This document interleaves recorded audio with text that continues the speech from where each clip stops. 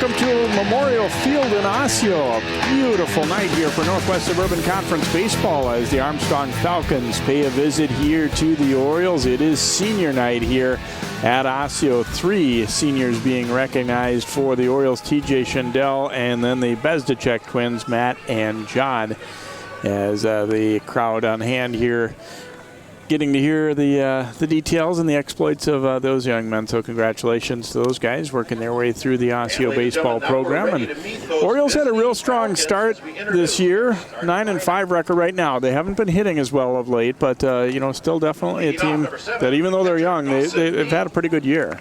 Well, it is unusual to have a group of seniors, only 3 on a baseball team in a big high school like this, and Osseo has that tradition of being good at baseball, and a tough conference schedule they play, so we'll see if they can put some runs on the board here on their senior night. And the Armstrong Falcons, also a pretty youthful team, a 6-7 record, and here's the lineup that Brian Sobiek will send up for the Falcons tonight. Dawson D, the catcher, leads it off. Braden Gray at third base hitting second. Shortstop Preston Reed hits third. The pitcher, Mitchell Etske, hits fourth. Garrett Kuznia at first base hitting fifth. Michael O'Malley, the DH, hitting sixth. Nate Pertola, the left fielder, hits seventh. Quinn McGrath at second base hitting in the number 8 spot. And Alex Proctor, the right fielder for the Falcons, will hit number 9. And here's the defensive alignment for John Grubner and the Orioles. Nick Lyons will be at third base. The young guy, the freshman, Jake Contreras at short. Tim Lavin at second. Matt Bezdicek at first base. Adam Lanners, John Bezdicek, and Robbie Colflat in the outfield. Parker Kramer is the catcher. And junior Cade Wiles will be doing the pitching for the Orioles this evening. And both teams, as we said, got some youth and have played well at times, maybe even more so Osseo, I think. But, I think a game that on paper looks to be a pretty competitive one, Rick. Yeah, and it's later in the season now. People are starting to know what they have and know what they can do with that. Now they're trying to get lined up for the playoffs, but it's always fun to play a conference game, and it doesn't really get much better than this here. We got the smell of hamburgers wafting over our table here, and it's a beautiful non-humid night with not a big breeze. It's just classic American baseball. Yeah, if you don't hear us for a while, it might be because we've snuck over to get a hamburger from the concession stand. We're going to take a quick break here, and we will come back with the start of tonight's ball game tonight. It is the Falcons and the Orioles on CCX Sports. What makes your community feel like home? Is it knowing what's happening in your neighborhood, or when people know your name? Connections make us a community. For more than 30 years, Northwest Community Television has connected citizens, neighbors, even sports fans through video. As life gets busier than ever, we will still offer you a connected community experience through CCX Media, so you can stay connected to the place you call home.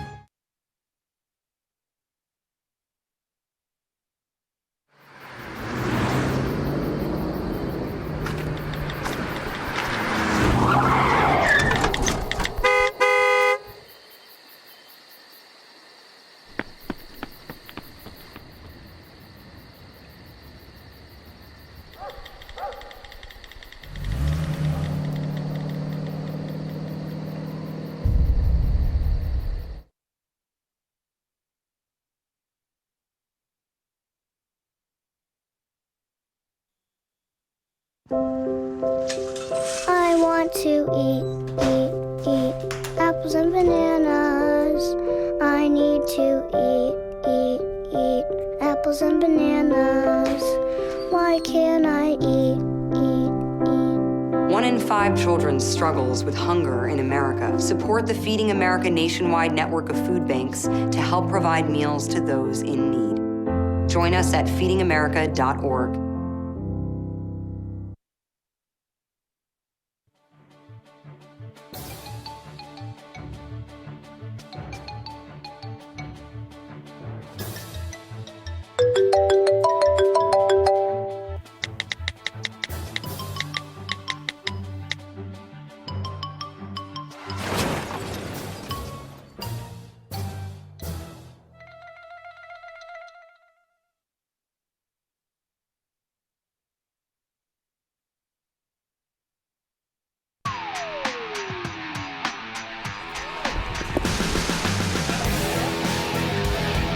Welcome back here to Memorial Field as we get set for first pitch in this one. Dawson D getting set to hit as Wiles completes his warm-up tosses, and Wiles has done well as a junior. He got 3 wins. You know, he's the Bezdicek brothers have been kind of the 1-2 punch, but he's done well when he's gotten the opportunity as well. It's a little bit of a slow starter according to their pitching coach Jeff Peterson, but he is generally a guy that, you know, worked his way out of some trouble early in games and has performed pretty well as that third guy in their rotation. So we'll get a chance to see what he can do against this Falcons lineup that early in the season Armstrong was hitting pretty well, but not as much of late. And Osseo maybe a little bit the other way around. They weren't killing the ball early, but scoring enough runs, whereas the last week and a half or so they have not scored much. On the flip side of that, though, they've played a few of their better opponents lately, too, in teams like Wayzata and Maple Grove. So you might expect that runs will be a little bit harder to come by against those clubs. Yeah, when you're facing the top pitchers from those top teams, it's always going to be tough scratching those runs out. To get 2 or 3 runs can win a ball game when you're playing those good teams. Orioles lineup number 27 is Andrew Shaw. And now at the plate for the Falcons, number 7, the catcher, Dawson D. So Wiles getting set to deal here to Dawson D. Hitting at an even 400 on the year, a couple of doubles.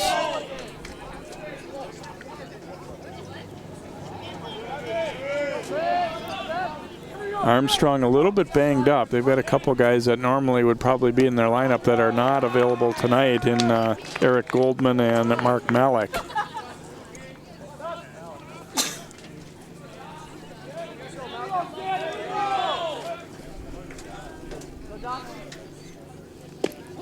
That one's over for a strike. Let's look at Brian Sobiak, the Falcons head coach. And they had kind of a very busy last week, and it kind of wore their team down by the end of the week. They were a little bit fatigued, and it showed up in one of the games anyway. Well, schedules can be tough when you schedule some games that first week of April, and sometimes they happen, sometimes they don't. Sometimes fields are ready, sometimes they're not. Sometimes there's snowflakes, and sometimes there's not. So it's always hard to get your 20-some games in. In the dirt, taken for a ball by D. So leadoff hitter for the Falcons trying to get aboard here in this top of the first.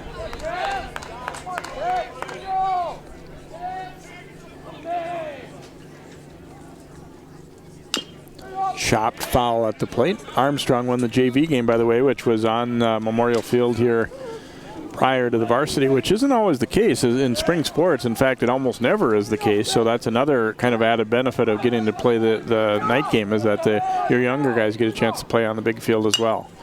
D popping it up. Looks like it might get out of play here, and it will over behind the Armstrong dugout. Well, I was going to mention as Dawson D is the catcher. It's not, pretty unusual to have a catcher lead off, but he's protecting that plate and seeing a lot of pitches from Cade Wiles. So that's a nice job by Dawson to see a lot of pitches and get his bench a chance to see what they have on the mound.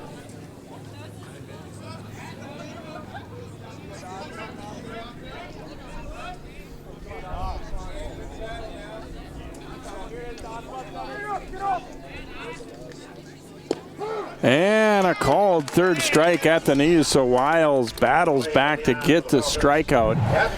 D, I think, thought this one might have been slightly low. He might have a point there, perhaps, but Braden Gray is the hitter now for the Falcons. He is having a nice year offensively, hitting .452, and he's also walked 8 times, so .549 on base percentage, 5 doubles, a triple, a home run. Scored 9 runs, knocked in 11. He's definitely been one of the guys in their lineup that they have seen pretty good at bats from day in, day out.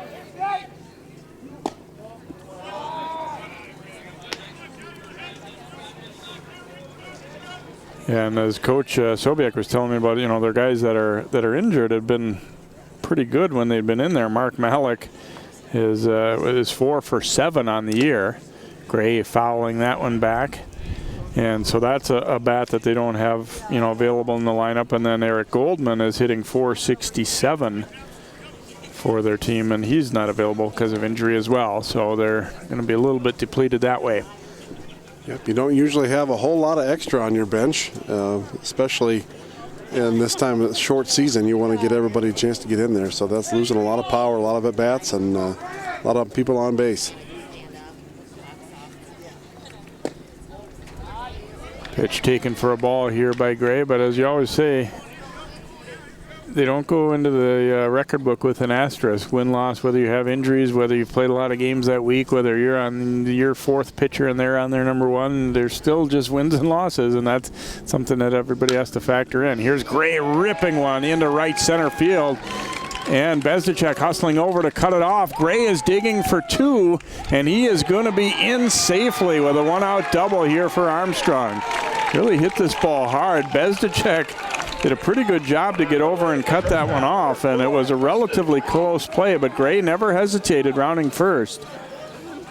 Bezdicek going to the ground to stop it, and then just had a little bit of a run up to get to that ball. Got a good strong throw, but you see Gray's already passed and in safely. Yeah, credit Gray for really getting out of the box. He's left-handed, so he's closer, a couple steps closer anyway, but really to get out of the box and digging hard. So good hustle to make that nice line shot single into a double. Preston Reed, the hitter here for the Falcons, he's batting at an even .500 for the year. Looks at a first pitch curveball for a strike. He's knocked in 8 runs, scored 7. 5 doubles to his credit, so looking for Reed to see if he can't bring Gray home or at least move him over here with 1 out and a runner at second.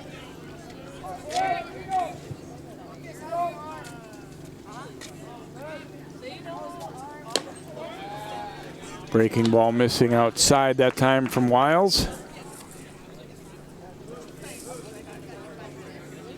Coach Sobiak was saying early, the first couple weeks, they were in a pretty good groove hitting-wise, and it's kind of tapered off a little bit here of late. In the dirt, runner is going, and Gray is going to be in. He got a pretty good break on that ball, and it got looked like off the shin guards of Kramer a little bit farther away from him than he was hoping, and Gray makes it without a throw. Good base running on that play, and then also, like you said, on the double. I mean, I don't think it's a stretch to say there are some guys that maybe wouldn't have taken 2 on the hit, and some guys that maybe wouldn't have gone from second to third on that one. Good to be alert and anticipating things like that, and it looked like Braden Gray was. I mean, once he saw it, got a good look at it in the dirt, he was off and made it rather easily to third. Yep, you're always working with players to do that. They got the secondary lead, and they're looking for the ball. Where's the ball away? And most coaches will give their players a chance if they see the ball down and away and take the base if they want to. 2-2 pitch, a hard liner, and that one's into left field for a hit. Reed drives in Gray with the first run of the game, and it is 1-0 Armstrong.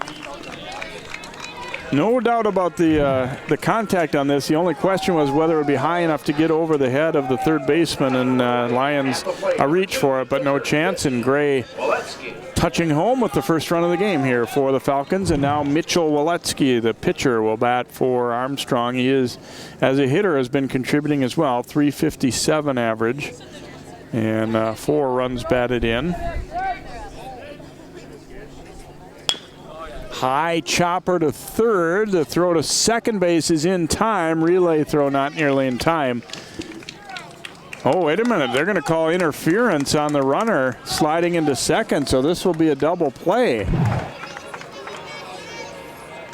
Reed is out 5-4, and then he is called for interference coming up with that high slide. Obviously, the throw is nowhere near in time. However, they rule that the batter is out there coming to first because of interference. So the inning comes to an end. 1 run in the inning for Armstrong on 2 base hits. And no one left on base, courtesy of that inning-ending double play there. And here's a look at the lineup for Coach Grubner and the Orioles as they try and answer back to the Armstrong run. Matt Bezdicek will lead it off. Then it's Lanners, the left fielder, Jake Contreras at short, Cole Flatt, the right fielder, Lavin at second, John Bezdicek, center fielder, hitting 6th. Nick Lyons, who started that, what turns into a double play there at third base. A.J. Valeri, the DH, and Parker Kramer, the catcher, hitting in the 9 spot here for the Orioles. And here's the look at the defense for Armstrong. Gray, Reed, McGrath, and Kuznia around the infield. Perdola, Jordan Page, who's not in the batting lineup. He is the center fielder. And then Alex Proctor in right. D, the catcher. And doing the pitching for Armstrong is righty Mitchell Etske. His record on the year is 1-2, but he's pitched a little better than what that number kind of looks like. 2.63 ERA. He's worked 16 innings, allowing 12 hits with 7 walks and 18 strikeouts. And he's headed to Minnesota Duluth next year, Rick. So it tells you that he's got some arm to him, and it's a guy that a college program likes. So. Well, just watching his warm-up pitches, you can see the velocity is very, very solid for a high school pitcher, and he changed speed once, I think I saw, and there's enough difference there to really make those off-speed pitches effective. So, obviously, a nice strong arm. Matt Bezdicek steps in to lead it off, and he skies one out to left field on the first pitch. And the catch made there for the Falcons by Perdola. So Matt Bezdicek, who came into the game hitting .342, flies out to left field, and Adam Lanners will be the batter here for the Orioles. Lanners hitting at .250. He's 10 for 40. Couple of walks. Their numbers have taken a pretty big dip lately, and the coaches were kind of joking with, you don't really need to tell those numbers on TV, do you? They're down to just a couple of guys hitting over 300, but still 9-5 playing the schedule they've played is nothing to be ashamed of, that's for sure.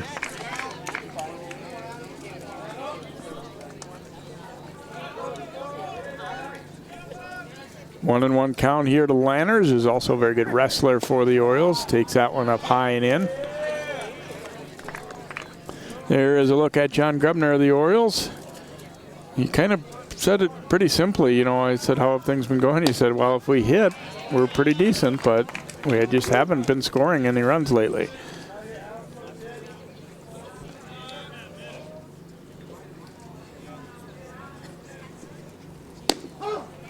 That one at the knees for a called third strike, and Etske gets Adam Lanners looking. And Jake Contreras will be the hitter now for Osseo. He's hitting at .283, and keep in mind he's only a freshman.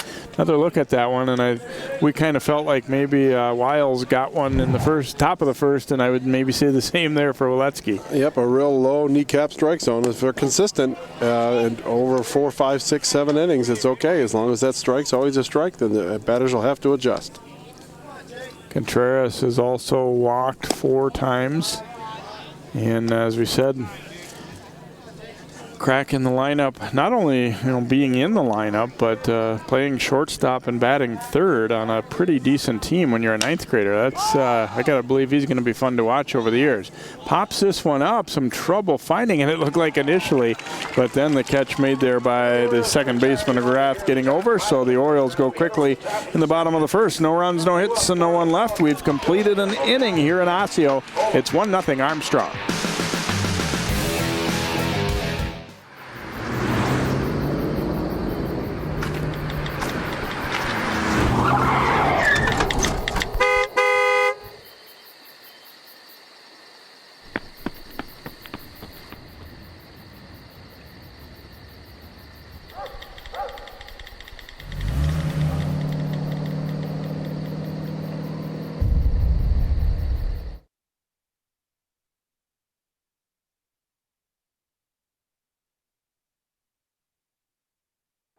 Most of my family, they never graduated high school or even let alone go to college, so I'm trying to break that barrier. Every day after work, went straight to school, studied hard, and it paid off. I could not have done it alone. I see the future is really bright for me. The high school diploma is just added to the confidence, and now I feel unstoppable. Find free adult education classes near you at finishyourdiploma.org.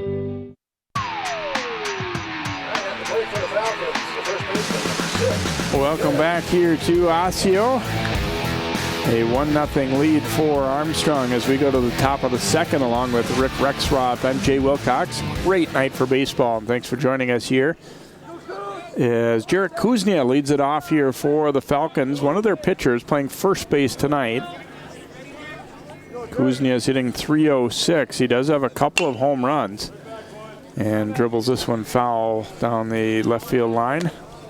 So a little bit of pop in the bat. He's got, as we said, 2 homers, 7 runs batted in.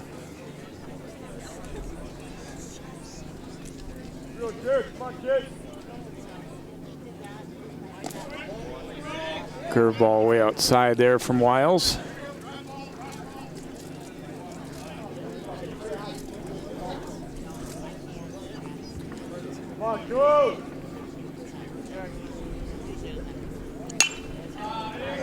Pops this one up.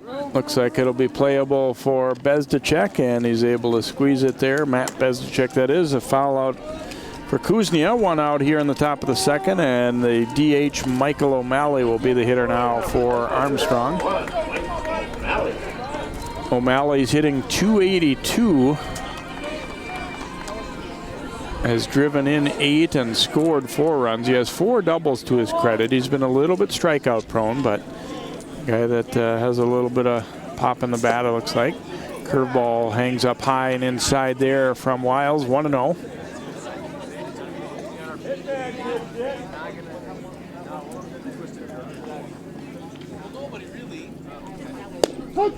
Comes back fastball, and O'Malley takes it for a strike.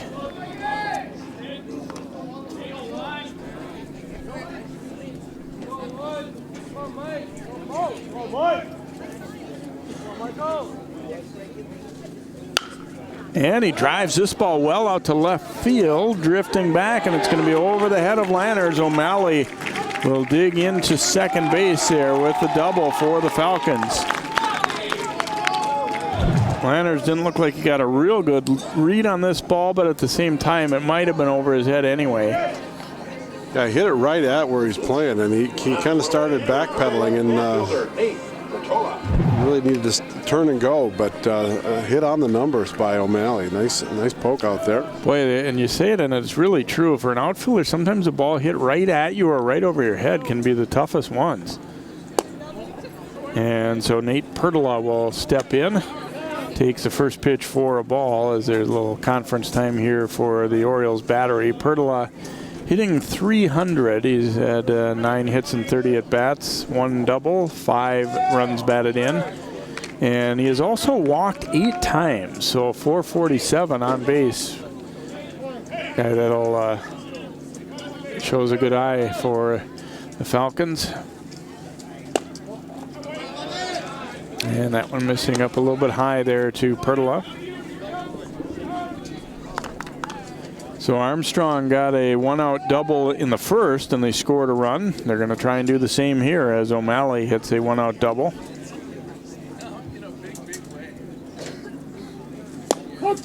Pertola takes a strike.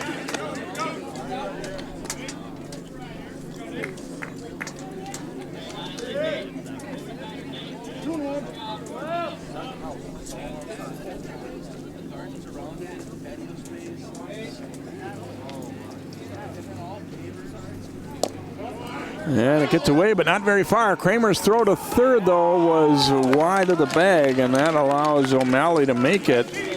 I have to call that one a pass ball, I think. It hit him in the mitt. It kind of a gamble here. O'Malley, I think, a good throw that was right on the money, and this would have been a very close play, and he may well have been out, but Kramer kind of hooked that throw away. He was disappointed with himself. I think his footwork wasn't where he wanted it to be, and that made the throw tail away. That one's over for a strike. So we said Pertola a good eye, and he's taken now to a full count. Runner at third. Infield comes in for Osseo. Slashed foul and out of play down toward the bullpen. Well, that's what you want to do with the infield in, is just make contact, poke that ball through that infield.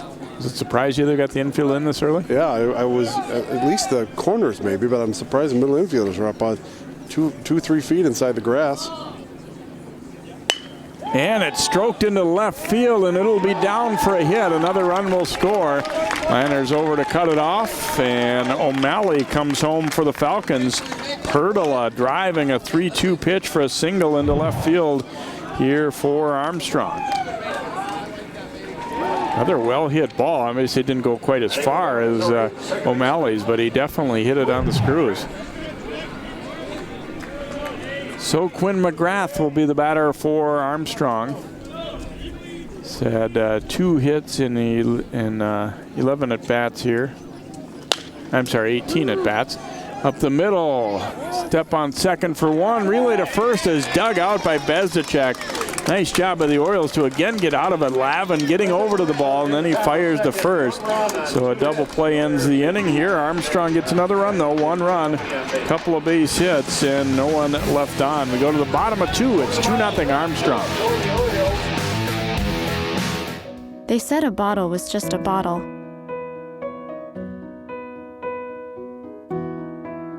That no one would ever notice me.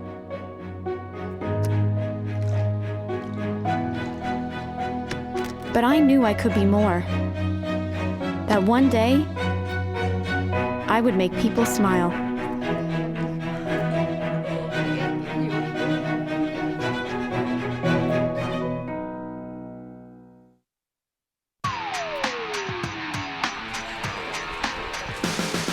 Welcome back here to Memorial Field at Osseo High School. Jay Wilcox, Rick Rexroth, and plenty of fans on hand for this one, this night game live here on CCX Sports. And pretty good hitting so far for Armstrong, Rick. They've come out and jumped on it pretty good. Yeah, I've hit the ball hard 3 or 4 times. Talked about with the coach ahead of time about having a tough time getting runs on the board. Well, if they get a run each inning, they're going to have a good chance of winning this ball game. On the flip side, I think Osseo has been a little bit fortunate to get a couple double play balls. The last one in particular, obviously, they made the play themselves. The first one was a result of an interference call, but that helps if you can get out of the inning like that. Goldflat's had a good year with the bat for Osseo. He is hitting .386, which leads their team, and he has also driven in 8 runs. Etske gets the ball right back and fires here. 1-2 count to Goldflat.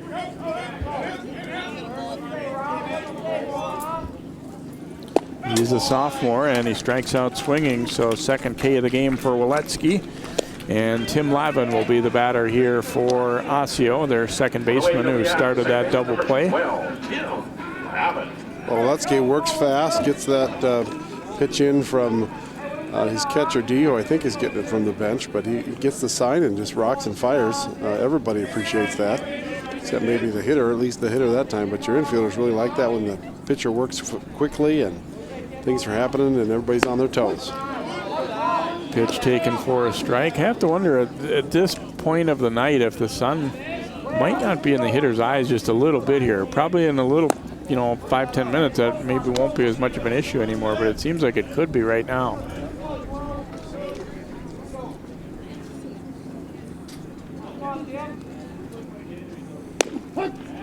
Fastball over for a strike there. Lavin is trying to get himself on track with the bat here. He's had 1 hit so far this year, a couple runs batted in.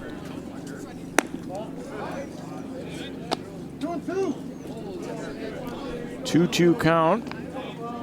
John Bezdacek on deck for the Orioles as they try and battle back from a 2-0 deficit. And did he go around? I think he did. Yes, he did. And so Lavin is out on strikes. Back-to-back strikeouts for Etske there.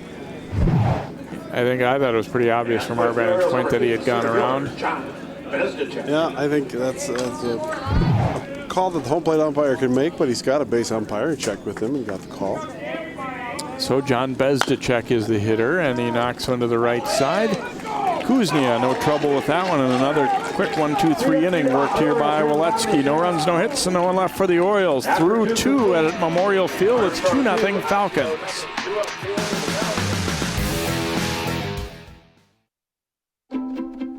The color in my garden keeps the pink in my cheeks. I was very independent and thought I could take care of myself. I fell and I had to have Meals on Wheels. They're my savior. My name is Lola Silvestri. America, let's do lunch. Drop off a hot meal and say hello. Volunteer by donating your lunch break at americaletsdolunch.org. I adopted Bento in 2010 from a shelter. As it turns out, we have very similar personalities. And this cat makes me make art because he's always motivating me to take pictures of him, to draw pictures of him. He just is motivating artistically. It's just that simple. Well, he's my best friend, but a lot of people know him as Keyboard Cat.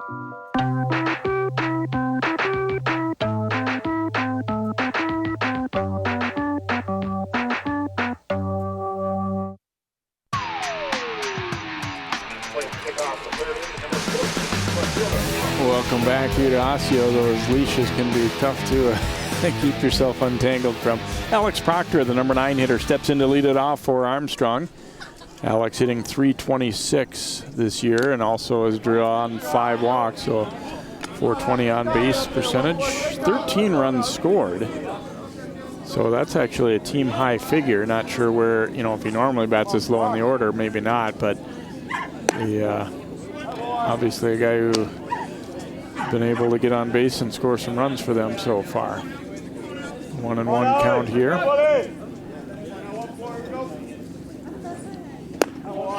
Looks at that one high and away.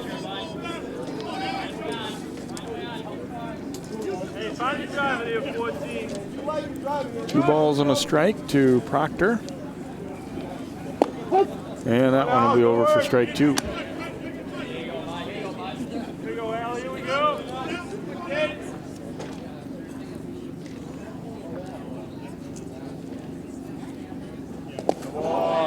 Curveball nearly hit him in the foot there, so 3-2 count. Yeah, that would have been, if that was me, I would have leaned into that one. Get on base any way you can. It didn't seem to be going too hard. But no, it's probably hard to overcome that natural idea to get out of the way. And a called third strike as Proctor is caught looking, and third batter between the two teams to be caught looking tonight. So I think that ought to be something from the bench to be looking at and saying, you know what, the zone's going to be more of a pitcher's zone than hitters at times tonight. So D will bat now for Armstrong. He was caught looking in the first inning. And that one does hit him in the leg. So he took your advice there that for Proctor, that one is a D taking a slow curveball in the leg. Yep, those are the easy ones to take. As long as it gets you in the lower half of the body and doesn't feel too bad. You can never rub it, even no matter how hard or how fast you get hit. But you got on base, and now they got a base runner. Ulysses Ponce will run for D, a courtesy runner for the catcher. And you see Braden Gray smoked a double to right center field and scored the first run of the game for Armstrong. He's one of those guys that, just watching him swing and watching him in the box, he appears to be a dangerous hitter. You're obviously not going to get a hit every time or whatever, but he looks like a guy who knows what he's doing up there and can do some damage. Yeah, just the way, like you said, he holds himself in the box, and he's one of those continuing type of players to develop as a right-handed thrower and a left-handed batter, and just really effective from the left side of the plate is even more valuable when he's able to hit from the left side. Runner is going, pitch way inside and gets past Kramer. And so down to second goes Ponce.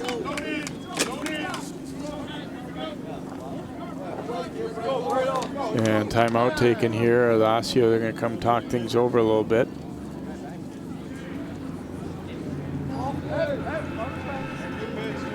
And it almost looks like, they're going to ask for the ball. They are going to lift Wiles here in the third inning. Just not liking overall what they're seeing maybe so far. So he will be pulled, and we'll have a reliever coming on here. Looks like TJ Schendel will get the call here. The left-hander, a senior for the Orioles. So they didn't want to fall behind any further and just didn't like a few of the things that they're seeing perhaps. So we will take a timeout here while TJ warms up. We will continue with more Northwest Suburban Conference baseball here on CCX Sports. I see you mobbing over her. Let's go. Let's mob. Let's crawl. Let's crawl. Let's crawl. Hey, yo, we mobbing. Come on, girl. Let's crawl. Hey, yo, let's crawl.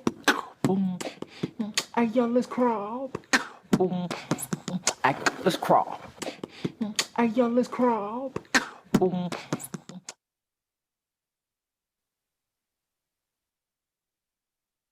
What makes your community feel like home? Is it knowing what's happening in your neighborhood, or when people know your name? Connections make us a community. For more than 30 years, Northwest Community Television has connected citizens, neighbors, even sports fans through video. As life gets busier than ever, we will still offer you a connected community experience through CCX Media, so you can stay connected to the place you call home.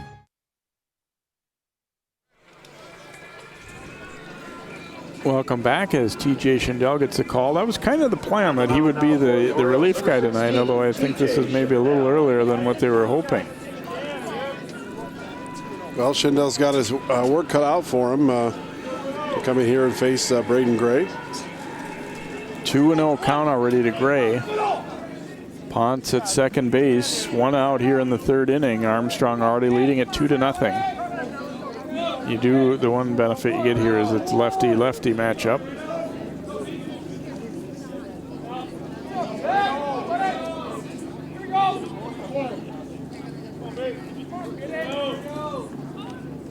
Schindel's first pitch is up high for a ball, and it's 3-0.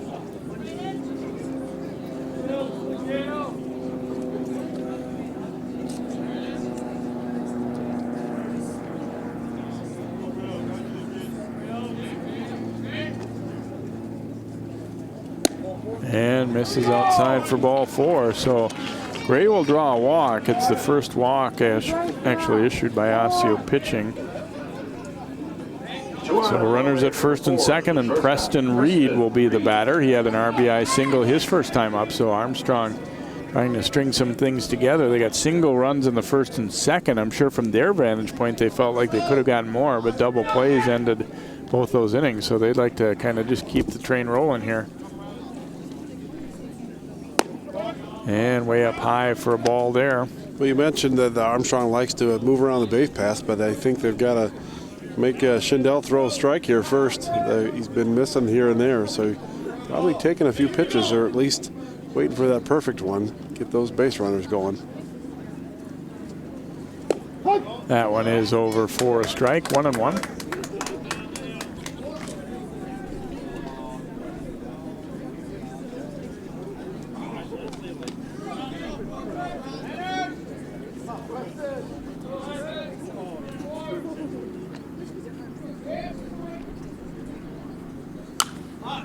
And popped up. Bezdicek over and overrunning that ball.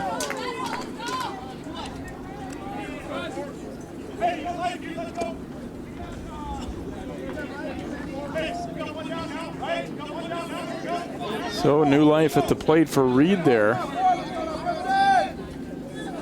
Hard to tell if the sun would have been in a spot to impact his look at that or not. It depends on which way he turned to go get the ball, I would think.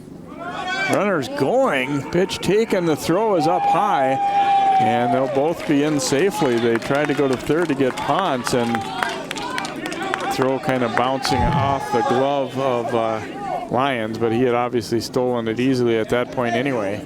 So we talked about aggressiveness, and then they got both guys in motion there. An interesting count to run on, but you take a strike away from the hitter. But now you've got two guys in scoring position. And again, that drawn in infield.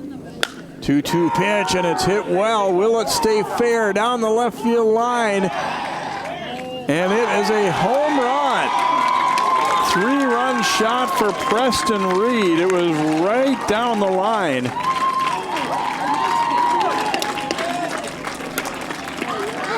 And Reed will circle him for the Falcons as they stretch the lead to 5-0.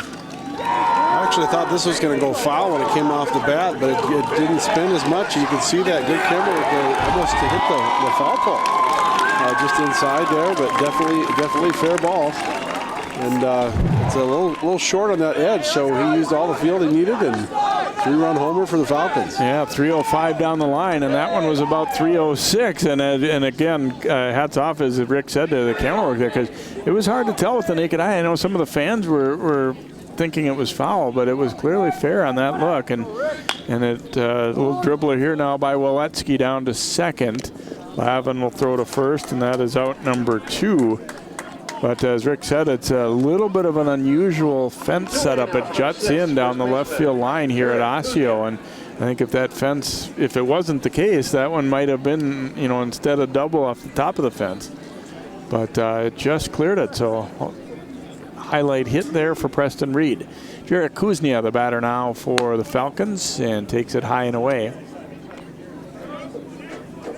2 of those runs charged to the starting pitcher, Wiles, and then Reed's run obviously charged to Schindel. Pitch in the dirt.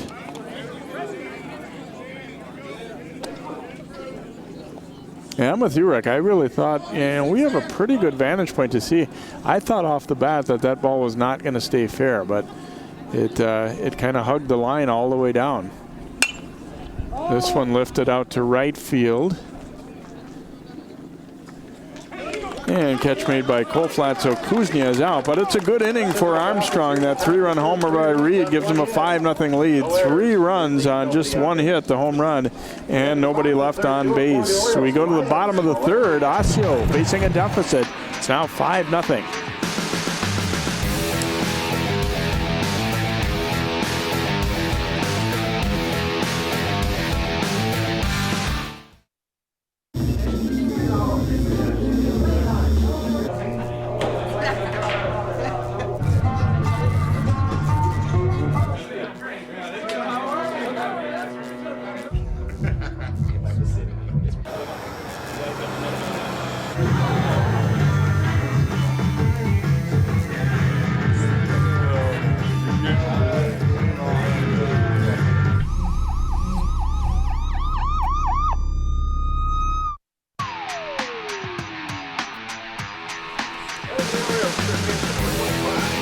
Etske getting set to deal here for Armstrong. It'll be Lyons, Valeri, and Kramer, the 7, 8, 9 hitters coming up for Osseo. The Orioles looking at a 5-run deficit now after that Reed 3-run homer for Armstrong. And so far, Etke's mowed through them without too much trouble. 6 up, 6 down, 3 of them by strikeout.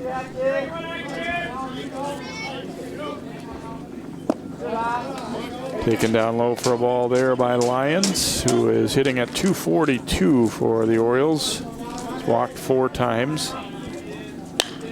And he lifts this one out to left field. Fairly well hit, and it is going to drop.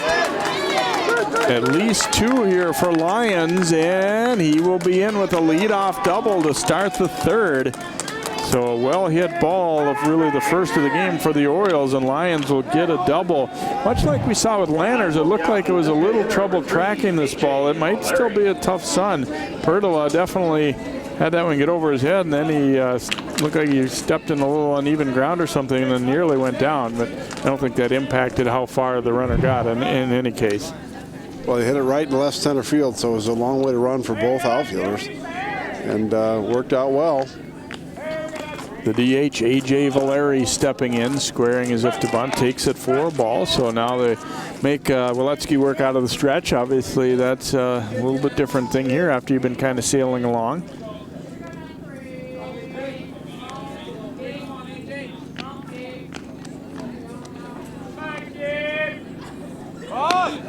And he tried to pull the bat back, but he fouls it away instead.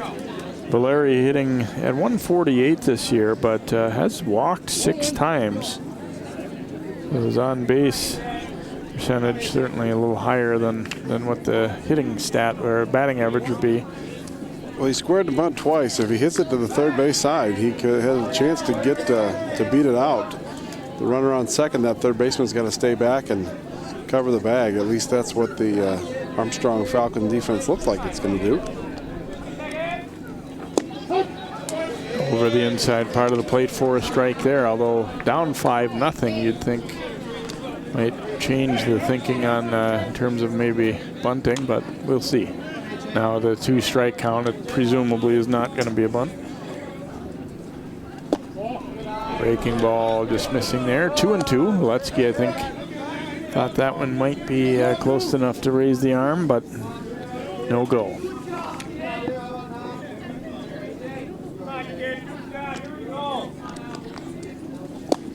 Rip and a miss at a fastball as Valeri goes down on strikes for the first out. Parker Kramer will be the batter now for Osseo. Pitcher Parker Kramer. Well, Etske going back to his best pitch. Just a nice fastball. You mentioned that the call before, it seems to be a nice low, wide zone. So Kramer's hitting .276. He's knocked in 5. Getting regular playing time as a sophomore. Foul tips that one. Strike 1.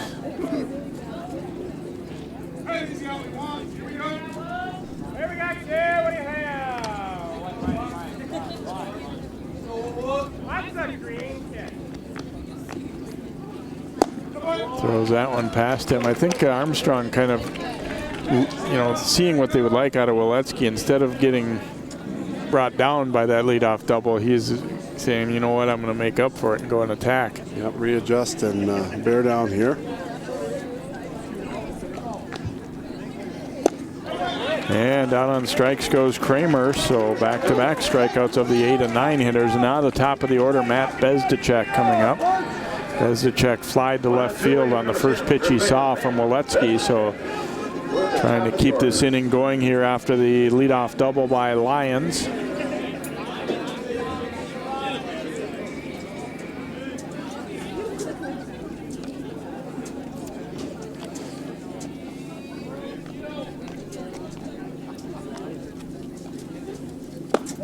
Breaking ball nearly hit him.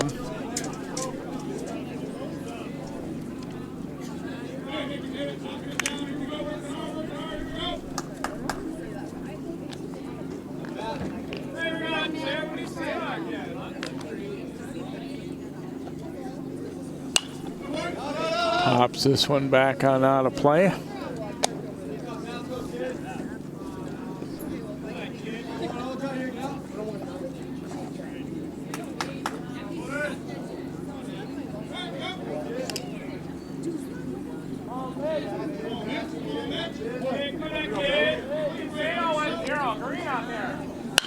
And this one scorched into left field for a base hit, and Osseo will be on the board.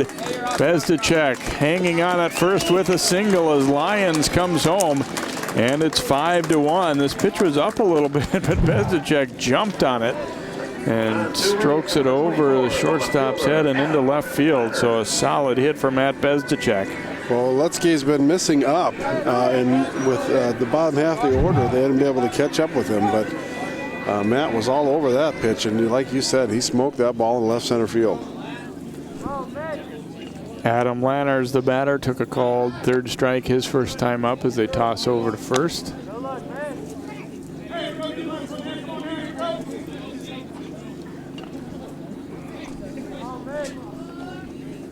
And this pitch hits him. Etske getting too far inside on Lanners, and he is hit by the pitch.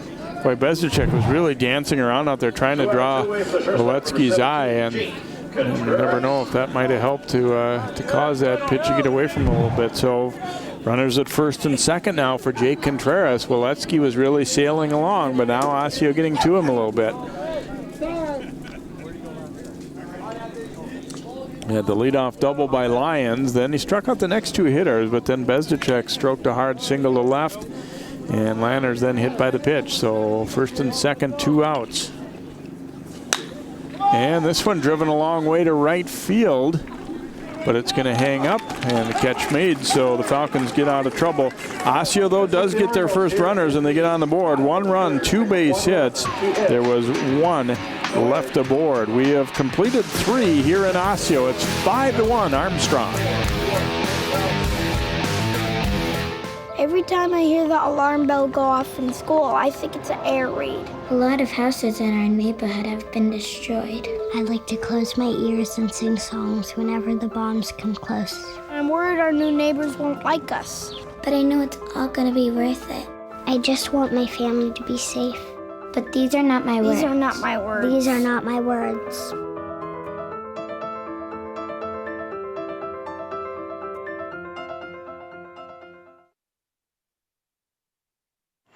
Did you know kids who play outdoors have healthier lungs? Totally. Did you know that boys that play with dolls make better husbands? My son has lots of dolls. But did you know terry cloth diapers breathe better? I did. It's totally true. Oh, yeah. Did you guys know statistically friendly kids have more friends? Yeah. That's obvious. Did you know most people think they're using the right car seat for their kid, but they're not? Parents who really know it all know for sure that their child is in the right seat. Visit safercar.gov/the-right-seat to make sure your child is protected.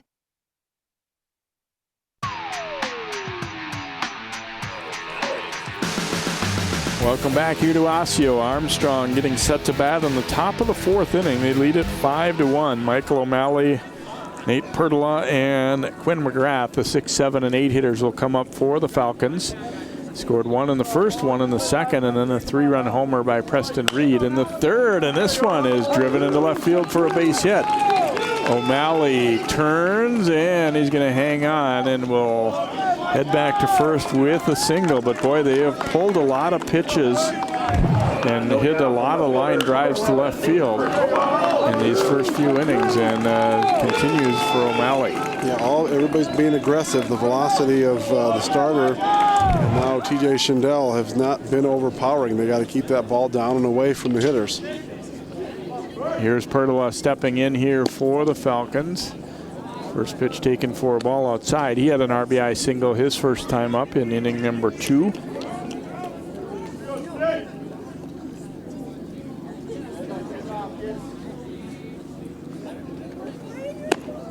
And swing and a miss at a high fastball there.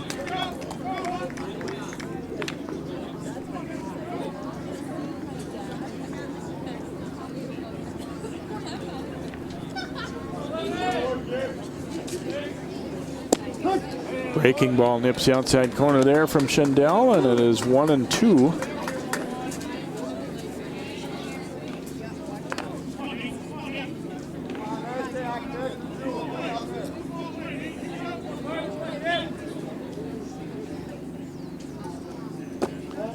And that one's in the dirt.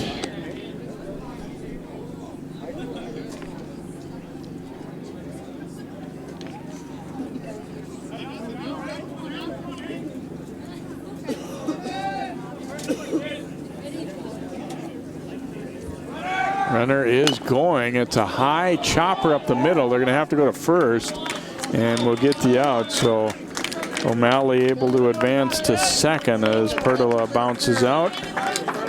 That ball wasn't hit very hard, so I don't think there was really going to be any chance to turn it, even if he wasn't running initially. Yeah, even he was second baseman moving on the runner, so he was right in position to pick up the ball. But you're right, it was hitting so weak that even if he hadn't had a runner, he still would have a tough time getting the man at second base. Quinn McGrath is the hitter. He grounded into a double play to end the second inning. Takes a first pitch strike.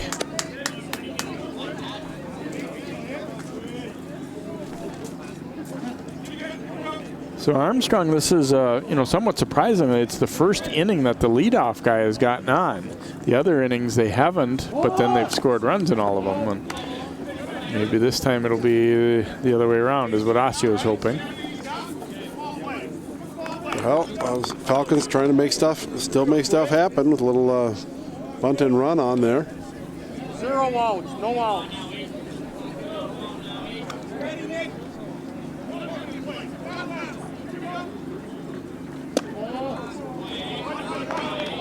Just outside. 1-2 count now. 1-2, 0 outs.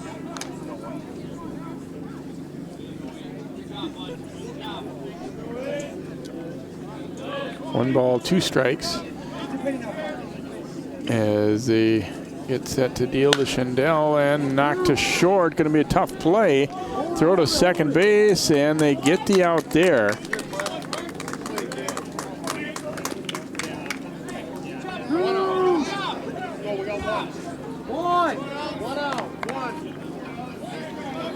Runners in the corners, one away for number 14, the left fielder, Alex Proctor.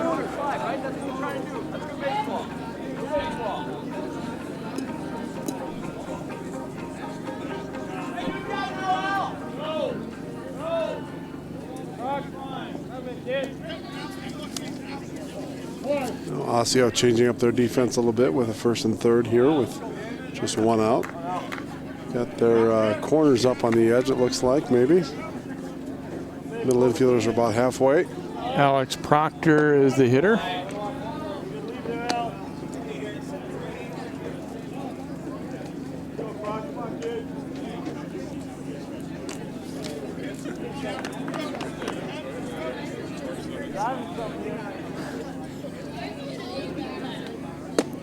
Proctor helping him out with a wild swing there. He struck out his first time up.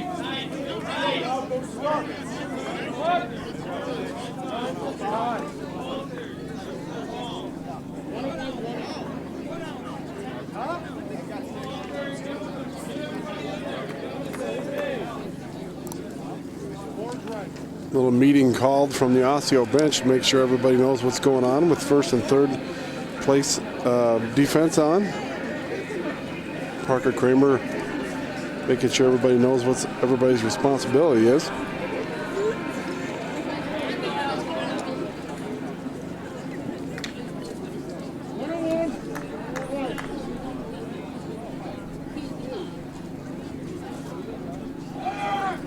Runner is going from first, and Proctor chops it foul.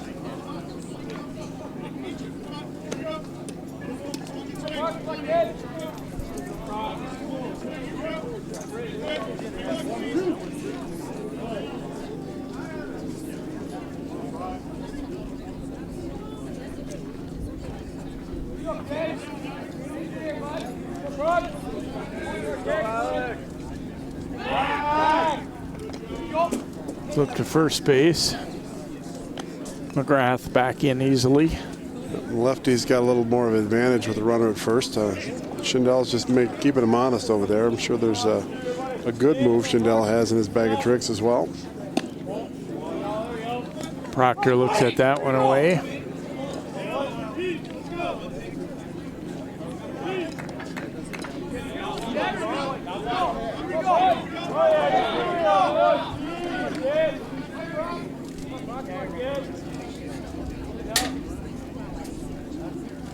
Runner from first is going and fouled away down the left field line. And he hit that light pole and bouncing back into the field of play there.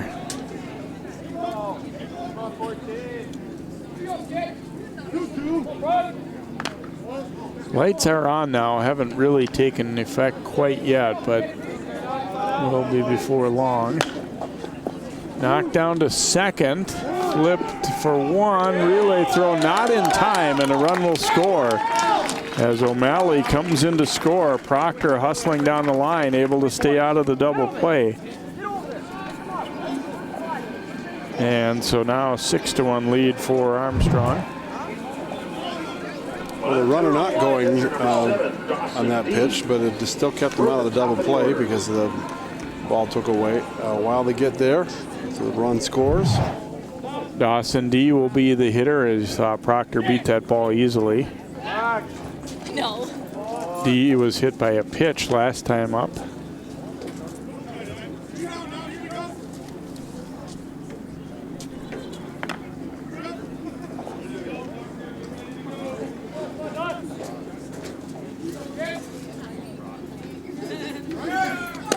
Runner is going, throw to second, airmail by Kramer up and over the top, and Proctor swipes second. I think Armstrong has seen that Kramer is having a little bit of trouble with his throws, so they're going to probably stay aggressive on him. Yep, they'll challenge him no matter who it is on base, it looks like.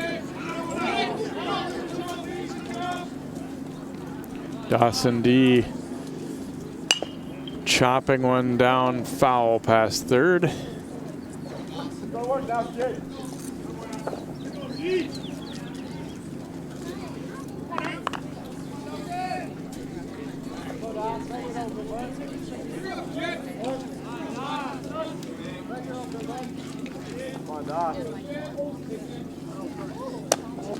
Outside, it gets away from Kramer, and the runner's going to move over to third. Pass ball, as Proctor alertly saw that ball kind of pop out of the glove of Kramer.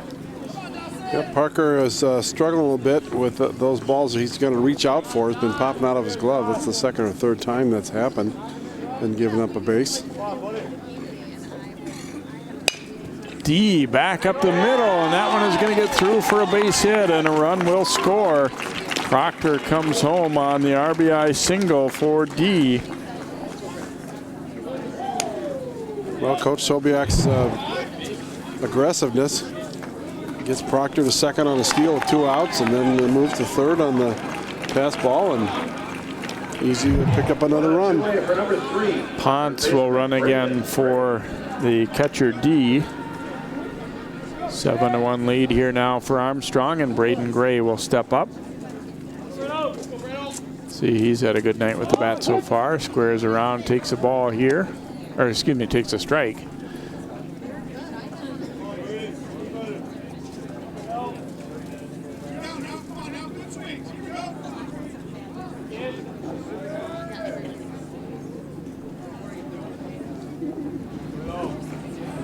Runner is going. Pitch taken for a ball. Throw down will not be in time.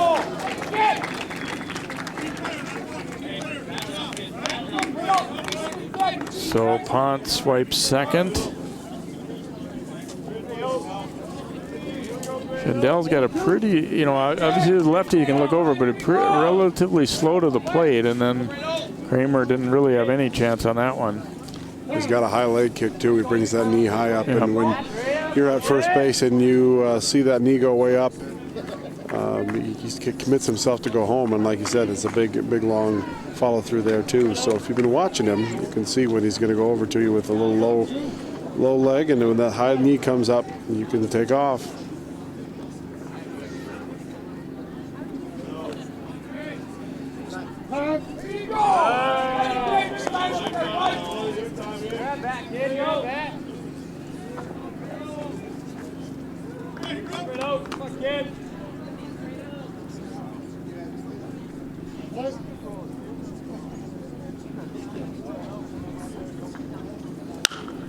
And Gray, a hard one hopper, but at Lavin, throw. The first is in time, and the Falcons are done in the fourth. However, they do come up with 2 more runs to take a 7-1 lead. We go to the bottom of the fourth here on CCX Sports. What makes your community feel like home? Is it knowing what's happening in your neighborhood, or when people know your name? Connections make us a community. For more than 30 years, Northwest Community Television has connected citizens, neighbors, even sports fans through video. As life gets busier than ever, we will still offer you a connected community experience through CCX Media, so you can stay connected to the place you call home. Probably ready to call or something, wouldn't it? Welcome back here to Osseo. Thanks for joining us for Northwest Suburban Baseball on CCX Sports. Armstrong leading it by a score of 7-1. Osseo hitting the bottom of the fourth. Orioles came alive a little bit offensively after going 6 up, 6 down in the first couple. They got a double and then later a single in that third inning, but obviously they've got their work cut out for them, trailing it by 6 right now against that guy Mitchell Etske. Robbie Koflat will bat here for the Orioles. He was a strikeout victim his first time up.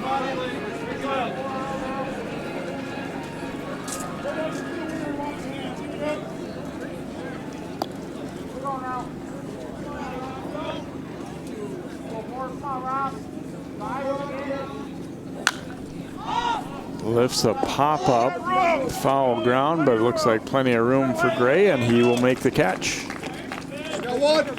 So 1 gone here, and Lavin will bat for the Orioles.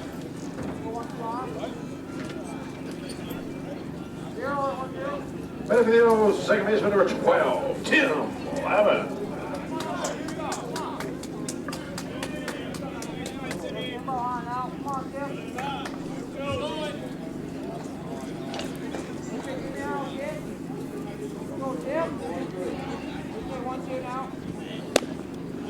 Rip and a miss at a fastball there. Lavin also struck out his first time through.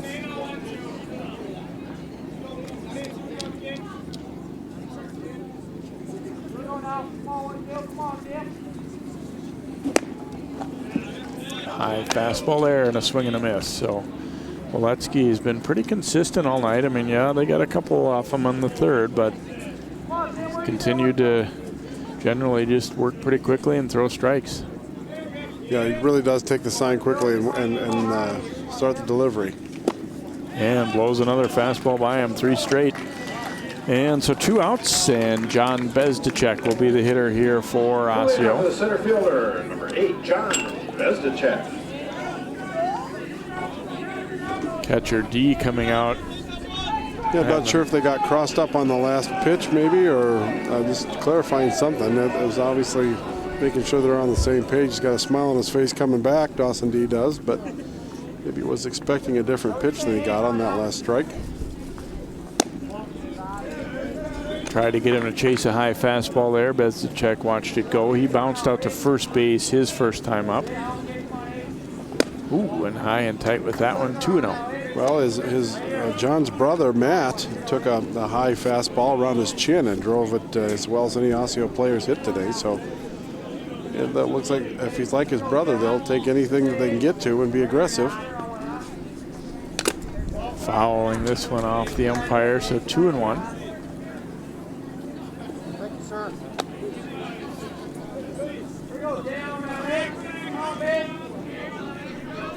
2-1.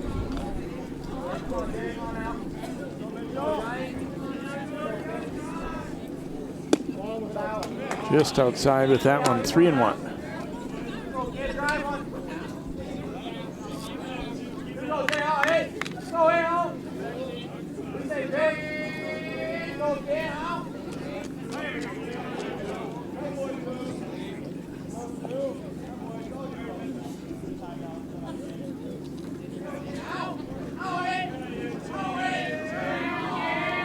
Here's Etke's 3-1 offering, and it is up high and out of the zone. So John Bezdicek works out a walk.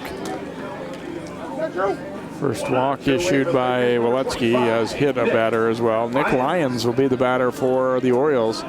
He pounded a double to lead off the third and scored the only run of the game so far for Osseo.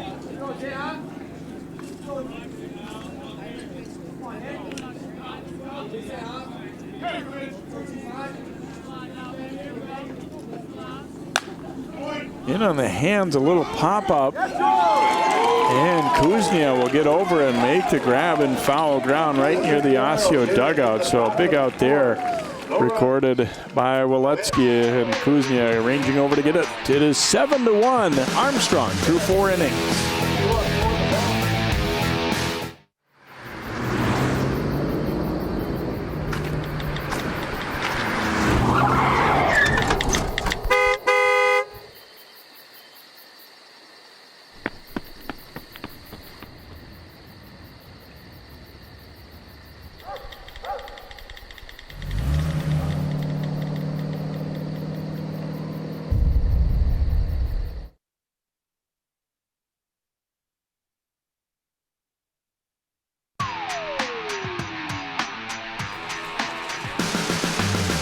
Nice crowd on hand as Osseo and Armstrong do battle here in Northwest Suburban Baseball. Armstrong been in command so far, 7-1 through 4. We go to the top of the 5th. Preston Reed, Mitchell Etske, and Garrett Kuznia, the 3-4-5 hitters coming up here for Armstrong as they try and increase this lead. And that guy, Preston Reed, has got the biggest blow of the game so far. A line drive, 3-run homer that just cleared the fence right near the foul pole down the left field line.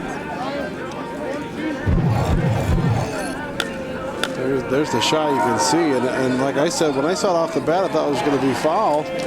And it, like you said, it was about 306, 307, but he hit the right spot in the right corner of the field. The new catcher, looks like for Osseo, Seamus Reese, is in behind the plate now for the Orioles. So Reed not only had that homer, he also drove in a run with a single in the first inning. So as impressive as Etske has been as a pitcher, Reed's hitting has been just as big or bigger part of the ball game for the Falcons.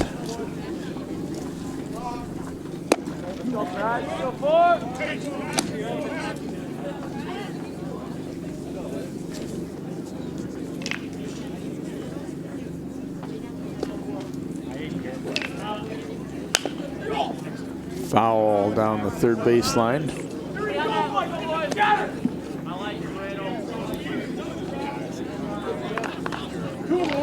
So there's a look at Seamus Reese, who's taken over behind the plate. Kramer kind of scuffling back there a little bit. Pitch taken out high for a ball there. They got a couple of young catchers.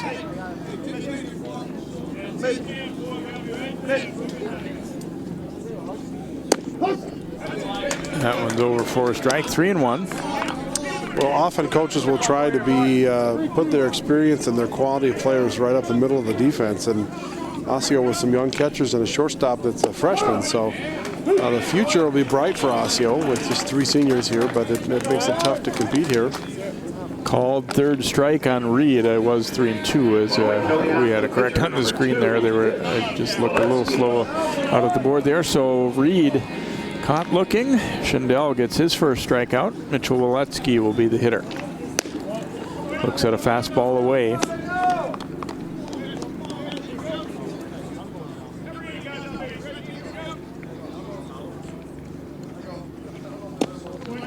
Armstrong, a team that, you know, at times in the past has sort of preferred not to have their pitcher hit if possible, but his bat's, you know, just too valuable in the lineup that they have him hitting as well here. Back off the mound. Nice stop, and the throw to first in time. That's a nice play by Lavin. That ball changed direction as it hit the mound, but they still get over there and make the play, Lavin. Yeah, great footwork. Watch him backhand the ball and make a strong throw. It's a great infield play by a great second baseman. Well done. So Garrett Kuznia will be the batter here for the Falcons. Pops it up foul and out of play. Garrett looking for his first hit of the night.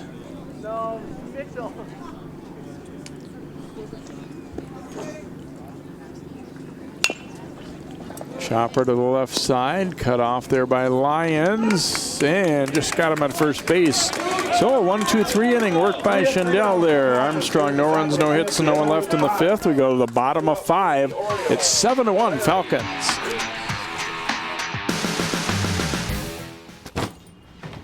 Hart, what's going on? I'm leaving. Why? What did I do? Not enough. You constantly ignore me. You barely eat anything healthy. You're half as active as you used to be. The pressure is just too much. I quit. Okay, I get it. I'll do better.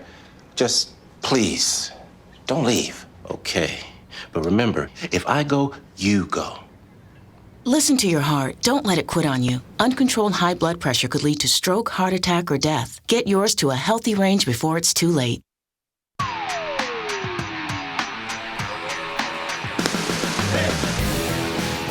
Armstrong leading it by a score of 7-1 as we go to the bottom half of the fifth. You can see the sun is taking itself out of the game here. It's actually cooled off probably maybe even 10 degrees since game started. So cool summer evening in May here in Osseo. A.J. Valeri will hit here to lead things off. The 8-9 one-hitters coming up for Osseo.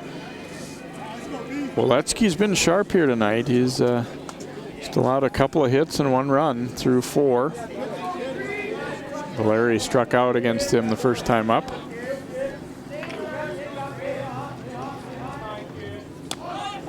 And bunting that one back foul into the backstop.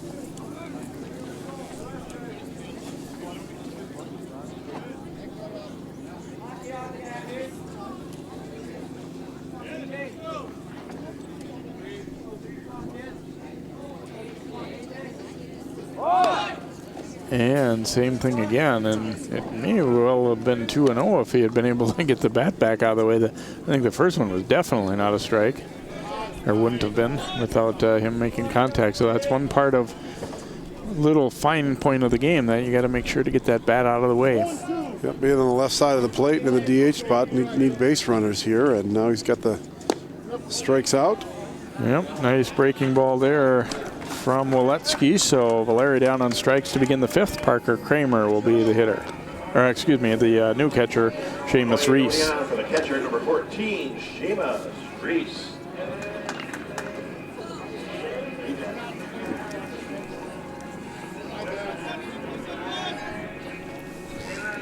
Reese, one hit on the year so far, and looking to double that total here as he comes up against a pretty good righty in Etske.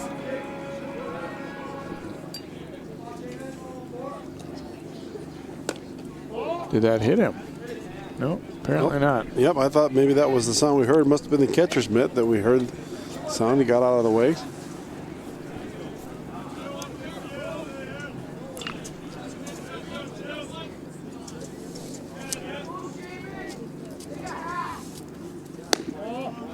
And that fastball's outside. Oh, actually the first one hit the bat apparently. So it's 1-1. We did definitely heard a sound, and it was off the bat. So then this one fouled away, and it's 1-2.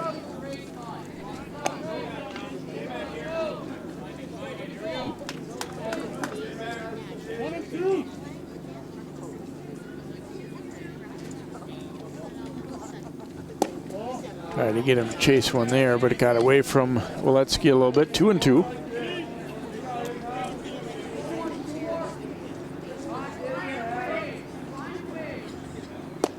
And a called third strike as he comes back. Breaking ball there. So back-to-back strikeouts, and now Matt Bezdacek will be the hitter. Well, it just locks him up. You can see him looking for that hard fastball, and that dropped in on a zone that has been a little low. That was right around the numbers in a traditional strike zone, but I don't know if that's been the same spot all night long, but got to protect that plate. See, Matt Bezdacek drove in the only run of the game for Osseo with a line single to left in the third. Looks at ball one up high there.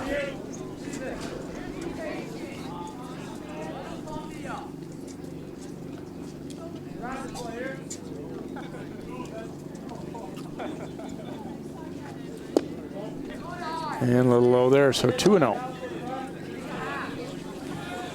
I think Etske, gets the sense he knows that this is the top of the order now, and that Bezdacek, swings a decent bat here, but coming after him a little bit more carefully. Now 2-1.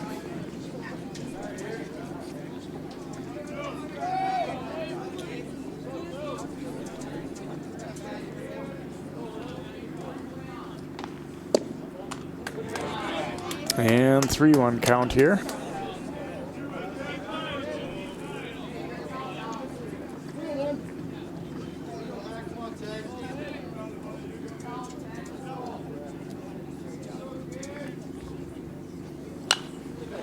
Pops it up. Always fun when you lose sight of it there, Rick, and have no idea if it's coming at you or not. Yep, and those type of foul balls were behind here on the right-hand side behind home plate, and those type of foul balls spin back, so could sneak up on us, but it didn't. Full count here to Matt Bezdacek, and another pop-up. This one may stay playable. Gray, a long run, and took his eye off it briefly there and cannot get it. He was playing back quite a ways at third, and he had a long charge to get to that one, and I think he looked to see where he was in relation to the dugout and just plain overran it. He hustled in there, but that might be tough in there. We mentioned the sun is basically down now, so I don't think that played a part in it. We'll see if Bezdacek can take advantage there of another opportunity. Pops one up again.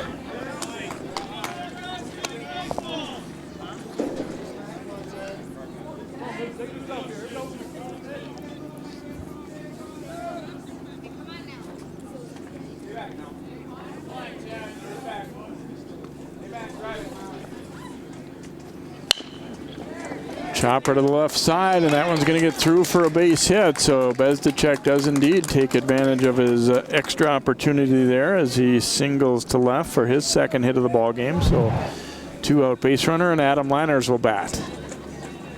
Kind of a chopper, but he hit it hard enough to get it through the infield there. It looked like it maybe took a little bit of a suspect bounce on the last one, but Reed really wasn't going to have any play there anyway, even if he had come up with it. So Lanners, who was hit by a pitch last time around, and he drives this ball well out to left center, but it's going to hold up, and then drop. Page unable to catch it. Bezdicek being waved around. Here's the throw to the plate, and a little bit of a collision. The ball bounces through. Bezdicek is going to be ruled out. Wow, Osseo is not happy about this one. Yeah, that's not the call that I would think is okay. When the catcher's got the foul line straddled between his legs, he's standing in the base path. And so if contact comes, your catcher puts himself there. That's his choice to do. You can see he got a chance to catch the ball, but the runner has a chance to be running down the lane. That's where he was supposed to be. It's just one of those bang-bang plays that happens, and you got to give that runner a chance to stay in the lane. So he will be called out. Interesting. So score that as an error on the center fielder, and then Bezdicek out at home plate. So 7-1, Armstrong through 5. Got pre-diabetes. But with more exercise and a change in diet, it can be reversed. I've tried exercising. It just makes me hungry for bacon. I love bacon too. And who really likes to exercise? Not me. Me neither. Nobody. So we're good? What? Oh, you still have pre-diabetes. Big time.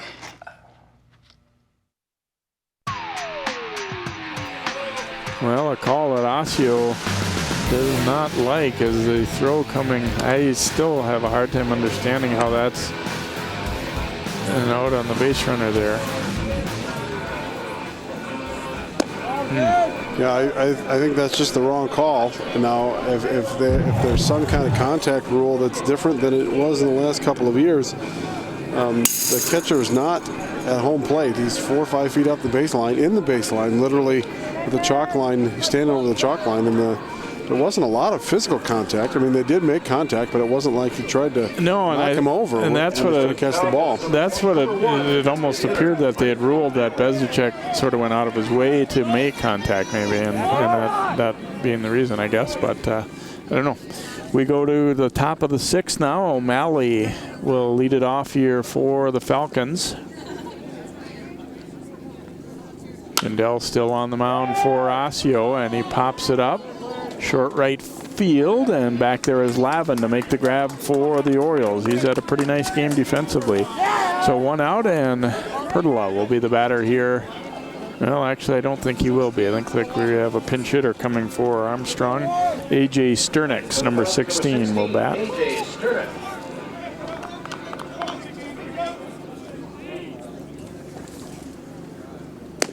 Sternix looks at a first pitch strike. He's gone 2 for 7 so far this year, so 286 average, a couple of runs batted in. Pops this one back foul.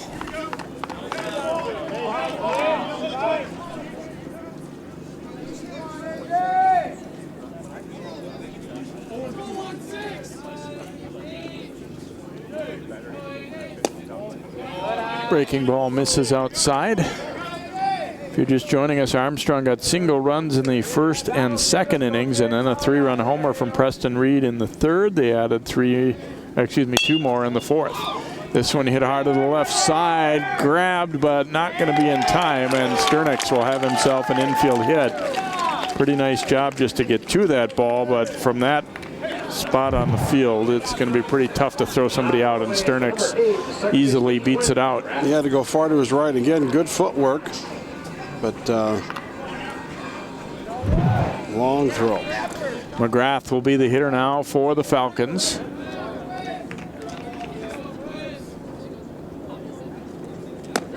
Looks at that one up and out of the zone. They were running pretty much at will earlier in the game. We've got a different catcher in there, Reese, now. We'll see if that changes anything for Armstrong in this spot, or if Sternex might think about taking off. Pitch up high and away.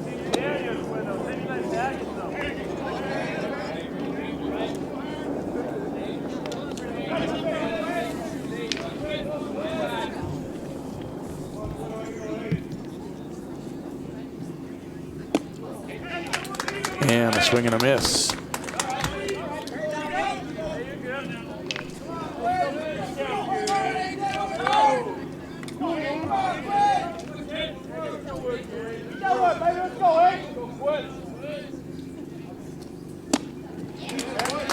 And a big cut and a miss there by McGrath. So now 2-2 count.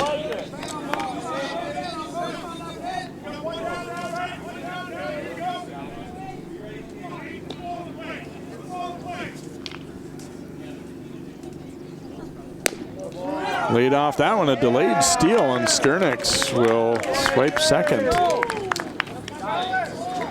Osseo didn't seem to, I didn't hear much communication about the runner going, and Reese didn't even end up making a throw. Well, when his leg kick went up, yeah, there wasn't, it doesn't look like, I wonder if he got a late steal sign, or if he thought the ball maybe got away, or even did he think it was the fourth ball delivered maybe. McGrath will draw a walk here, so I guess Sternex would have gotten a second anyway. But so Proctor will hit now for Armstrong. Runners at first and second and one out.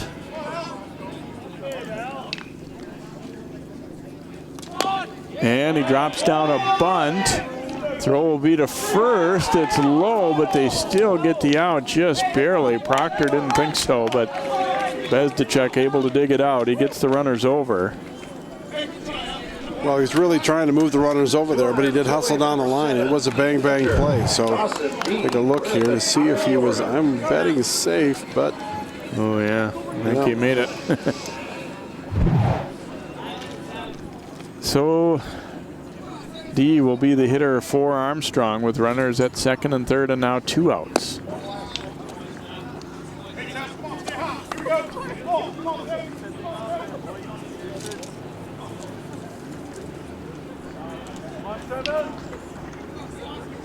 Last time around, he had an RBI single.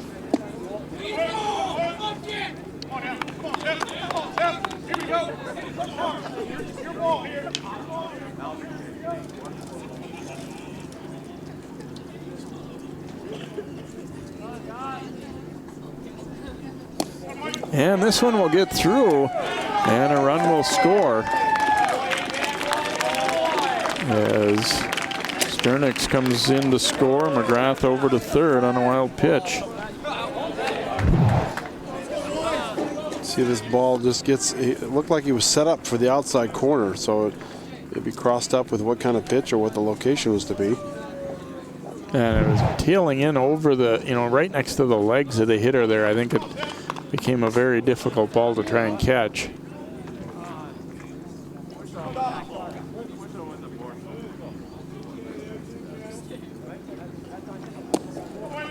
Similar one there, and D will draw a walk.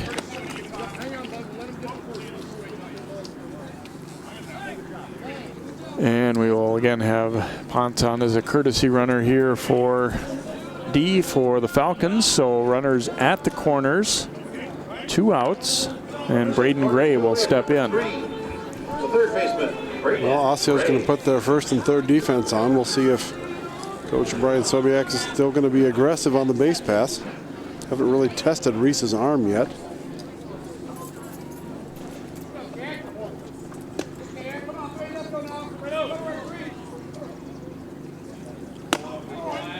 Up high with that fastball, 1-0.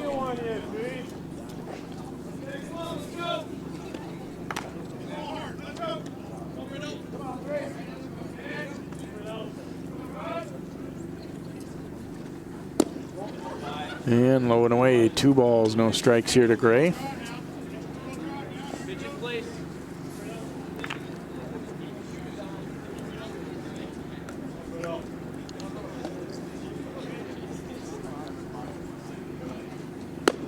And way upstairs there.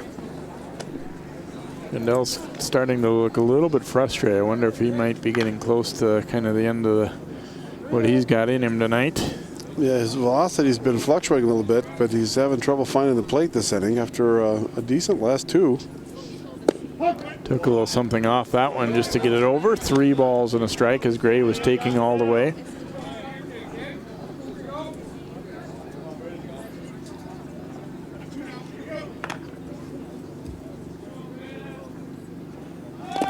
And that one is in the dirt. Throw down to third and get back in safely. So the bases will be loaded up now for Preston Reed, who homered earlier in the game. Bases loaded 2 away for number 4, the shortstop, Preston Reed.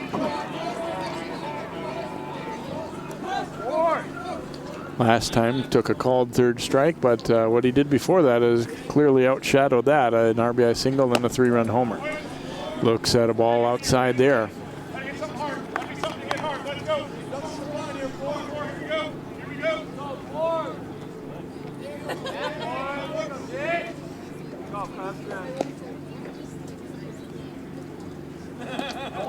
Thought about it, but lays off, so 2-0. Reed kind of showing me a little bit that he's an unselfish player there by not, obviously his eyes are going to light up, bases loaded, I've already homered. I would love to knock in a few more here, but he's staying patient up there for doing the right thing as a hitter. Takes a strike here. Yep, you want to be aggressive, but you got to be smart. And it's nice to see level heads prevail, especially in the high school ranks. And that one's going to get through. And a run will score on the play here for the Falcons, as McGrath comes in to make it 9-1 Armstrong. Another look at this one and kind of handcuffed him there. That one could maybe be a pass ball, but I guess we'll score a wild pitch. Not handled real well though by Reese. So second and third now. Good to see John Jacobson in the background there, CCX Sports. And taken for a ball here by Reed. Yep, well, they're going to see a possible change here. So they're going to have a conference on the mound. Looks as though we are going to see a pitching change here for Osseo, as Valeri appears to be striding toward the mound. So Shandell will be lifted here with a 9-1 score here for the Falcons. In the top of the 6th, we will step aside for a moment here as we continue our coverage of Northwest Suburban Baseball on CCX Sports.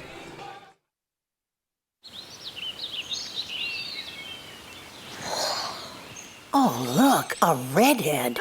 Staring contest.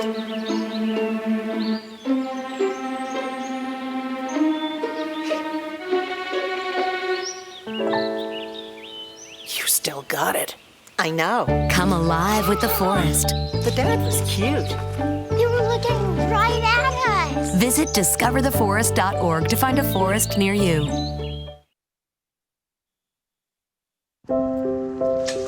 I want to eat apples and bananas.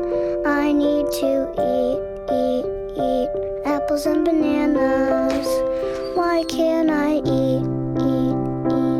1 in 5 children struggles with hunger in America. Support the Feeding America nationwide network of food banks to help provide meals to those in need. Join us at feedingamerica.org. A.J. Valeri coming on in relief here for Osseo. We could kind of sense that Shandell was looking like he was maybe running out of gas a little bit out there, so he will be lifted after 3 1/3 innings of relief here for Osseo. Etske will bat with the bases loaded. A 9-1 lead here for Armstrong. So something they have to try and keep in mind is that you can possibly get out of this 1 inning sooner if they get 2 more runs here. Well, and we'll see if Etske, who's going to be up here, will go back on the mound. We've talked in other broadcasts about the pitch count rule that's in high school league new this year, and if he's at one of those levels where it would cause him to have to rest an extra day, maybe they'll make a decision. We'll see what happens here, and we'll find out next half inning. First pitch from Valeri up high and away. Feels like the type of game, though, that you'd like to just get him through the rest and not worry about if you bring somebody in, things starting to get away from them. I doubt he's at a problem area pitch count-wise. Now this one will get by Reese and a run will score. That one definitely a pass ball as it hit him right in the mitt. And the wheels are kind of coming off here late in the game for the Orioles now, a 10-1 score. And it looks like Reese is going to get a new glove. That one went right through him. Not to say that it was a dynamite pitch, but it was certainly a very catchable one. Yeah, reach out and grab it like they're checking it for holes.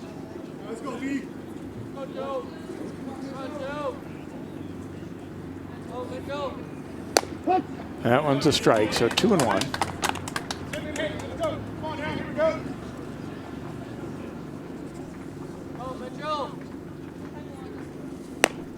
Laid off that one up high and out of the zone.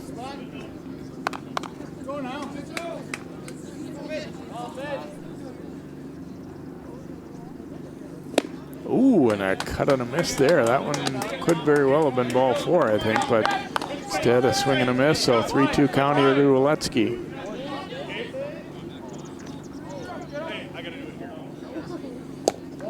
And that one is outside of the zone, and Etske will work out a walk here. So that is the 4th walk in a row, and 5 of the last 6 hitters have walked now for Osseo, or for Armstrong against Osseo, I should say.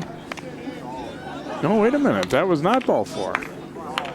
Yeah, well, we had something on our TV. They had something on the board. The umpire is the one that matters. He called them back and said, one more pitch. Driving it out to right field, but it will hold up, and the catch is made. So my apologies there. It obviously was only 3 balls there, and Etske lining out to right. The Falcons get 3 runs in the 6th inning. It's 10-1 Armstrong.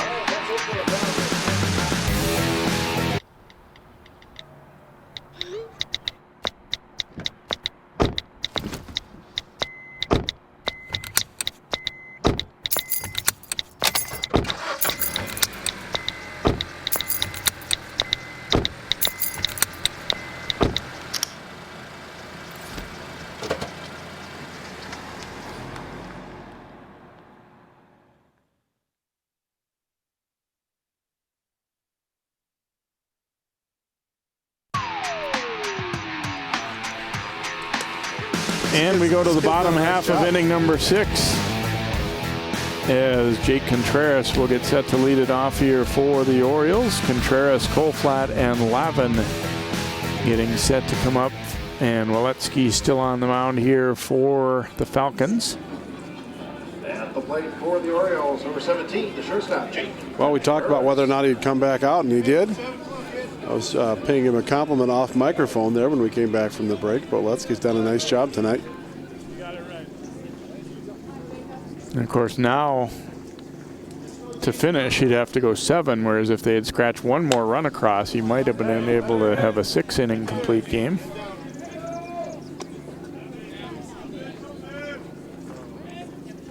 Contreras has popped out to second and fly to right.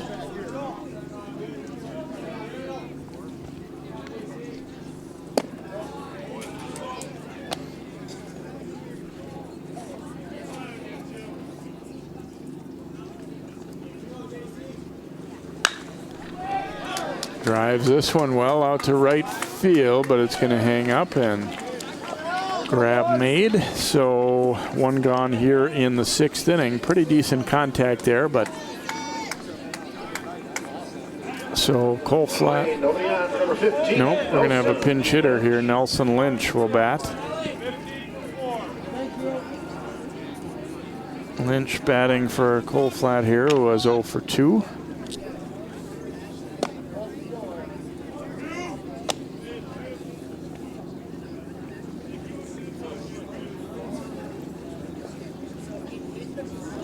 Lynch looking for his first hit after hitting 7 times so far this season.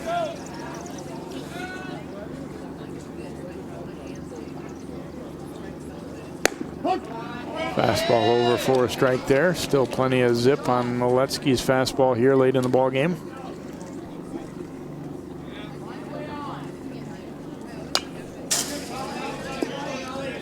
Lynch fouling that one into the backstop.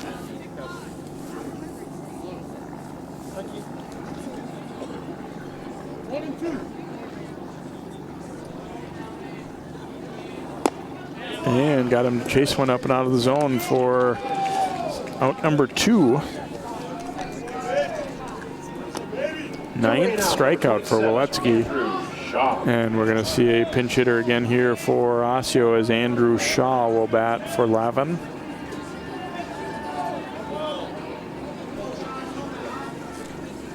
Osseo, they give some of the bench guys opportunity here, down 10-1.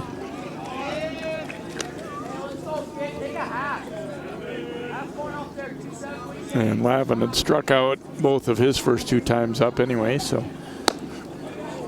And Shaw really chasing one out of the zone there.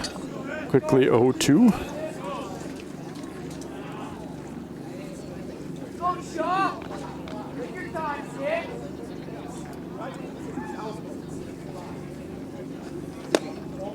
And laid off that one, it was up. I like that, Mitchell. Take a half. Hey, battle ball, 2 strikes on your protect. Oh, you scared? Rattle. So shocked. Oh, bitch. Get away!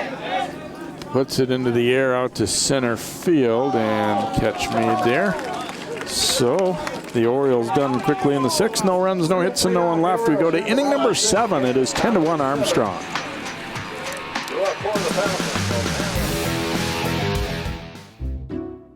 I'll never forget the day our landlord called and said, read your lease. No pets allowed. My owner tells him my dog ate the lease, but that didn't work. And now I'm stuck in a shelter. But this pit bull is ready for a new crib. I'm loving, loyal, and play well with others. So don't be intimidated by all my muscles, because the biggest one I have is my heart. That's right, I said it.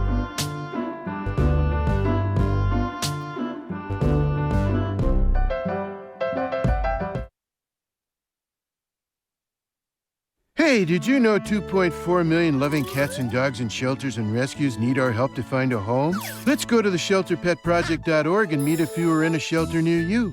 Harlow, oh, she's one great listener who loves to hear all your stories. My kind of cat. Cerulo is a sweet, goofy boy who's eager to please. Sounds just like another dog I know. So go to theshelterpetproject.org, search your local shelters and rescues, and go for a cuddle with your next best friend. Adopt.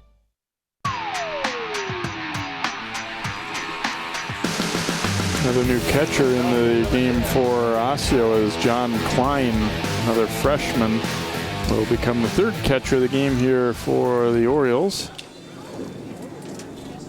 And Armstrong is going to have a new batter up here, looks like, as well.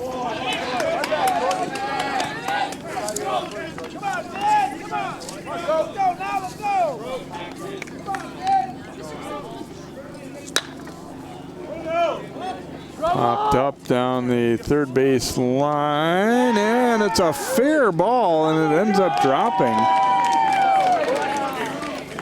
Well, 3rd baseman and shortstop were having some communication issues, and then I think he might have been talking to him, might have taken his eye off the ball. I think it would have been fair either way. Well, it would have been right on the line. We'll score that as an error on the 3rd baseman.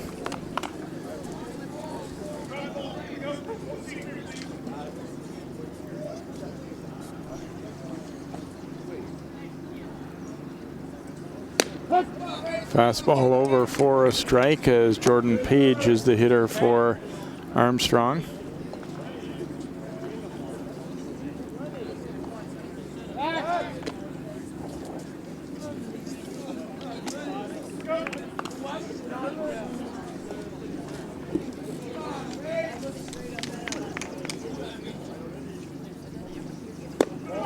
And that one up high and out of the strike zone from A.J. Valeri, the third pitcher of the game here for Osseo.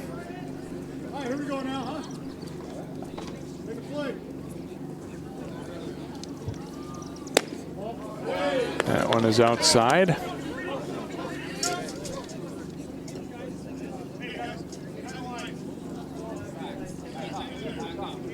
Page has had a couple of hits in 12 at-bats this season. Slow bouncer to short. They'll get the lead, and then Page is safe at first base. So he reaches on a fielder's choice. And Sternix will be the hitter.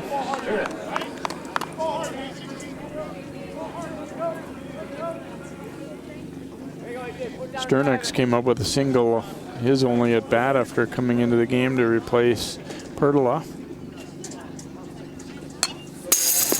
Fouling that one straight back.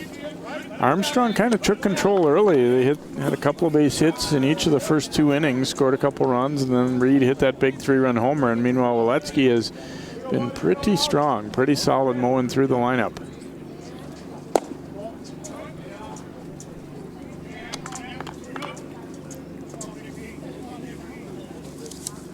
Falcons will be back at home on Friday to host Champlin Park. When I say home, this year their home is the New Hope Lighted Field at 49th and Boone, as their field on campus at Armstrong is being redone. And meanwhile, Osseo also has another game right back here Friday against St. Michael Albertville. That's a team that's in their section, so kind of, relatively important games for both teams on Friday. Slow bouncer to second. Oh, and they just get the lead. That might not have been the choice to make there, but I guess as it turns out it was. I thought they were going to go to first. And that Lanner's in there playing second now, and they just get the out. Yeah, with the ball crossing in front of them, you would think they turned it to first, but got the flip and got the call.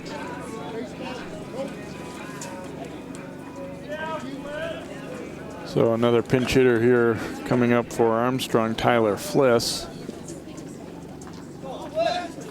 It's both teams, using the opportunity with the game relatively lopsided to use some bench guys here and get them a chance to play in this game under the lights and on TV and everything. Yep, it's give an opportunity to people, or maybe give a situational piece for somebody to use their skill.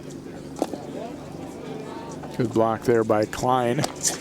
Well, and the other thing is it always helps for the future too, whether that be in the postseason this year or next year varsity season, to have had a little bit of an opportunity here and there to get some at bats. Big swing. He saw that ball coming in nice and big. Dropped out from underneath his bat a little bit. 1-2 count here to Fliss. Valeri trying to get out of this inning. Big breaking ball blocked by Klein.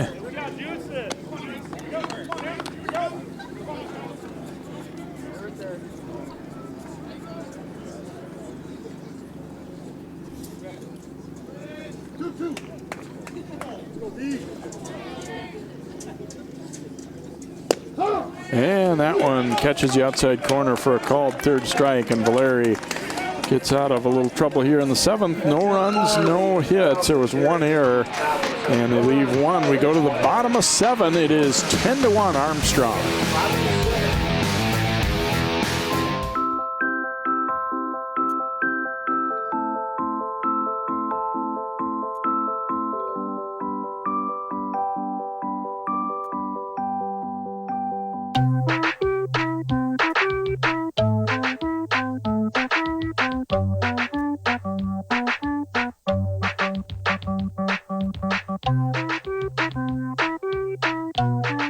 Start a story. Adopt at theshelterpetproject.org.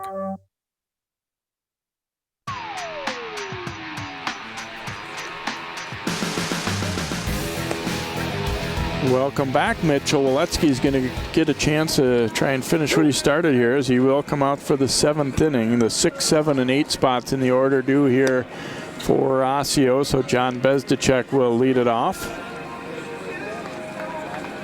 It looked like in the 4th or 5th inning he might have lost a little velocity, but he proved me wrong with last inning. Very strong. Fastball still got a lot of pop, a lot of zip.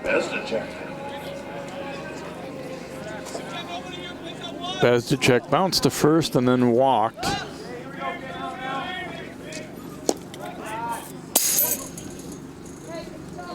First pitch getting all the way through to the backstop there. D looking at his glove like the Osseo guy was earlier.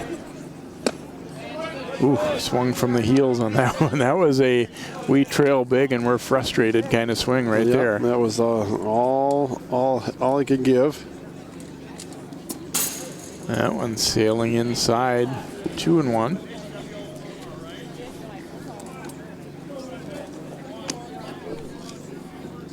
I'll take it, sir. Thank you.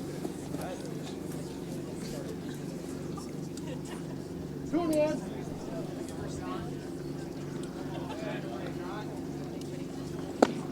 Cut and a miss there. 2 balls and 2 strikes.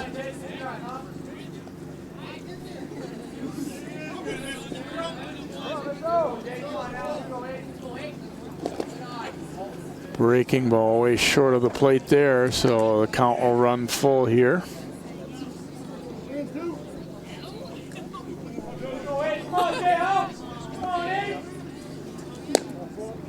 And missed outside with that one, so John Bezdicek draws his second walk of the game, and Nick Lyons will be the hitter for the Orioles. Coming out for number 25, the third baseman, Nick Lyons.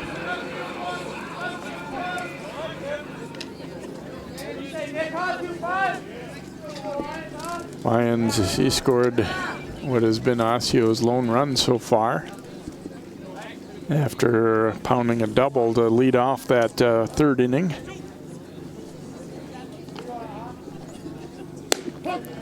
Takes a fastball for a strike.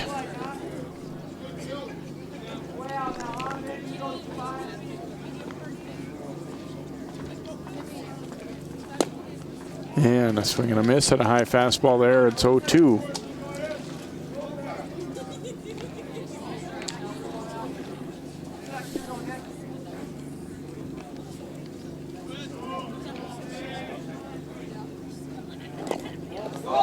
In the dirt, and it gets away from D. Bezdicek will work his way down to second on that wild pitch. Just scooted under his glove. He had his glove turned over, but just not quite dirty enough to keep that ball from squirting underneath. I think Etske kind of overthrowing. He was really trying to snap off a great curveball there. Now he comes back fastball and caught looking as Lyons. I think he was expecting another breaking ball there, and that one over at the knees for strikeout. That's the 10th K of the game for Etske. And Valeri will be the hitter now. The pitcher, he has not fared real well with the bat so far, a couple of strikeouts. Not alone in that, though, against Etske.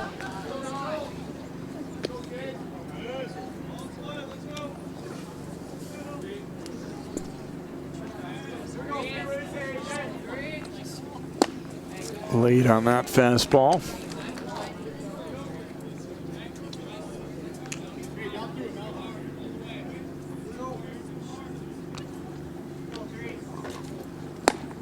And chases one up out of the zone there.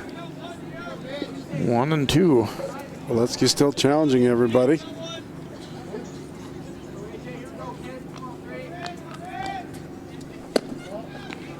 Just inside with that one, 2-2. The previous pitch, I mean, you like aggressiveness, but that's going to be a ball that he's going to have a really hard time doing anything with anyway, and probably one you need to watch go by. There's a swing and a miss.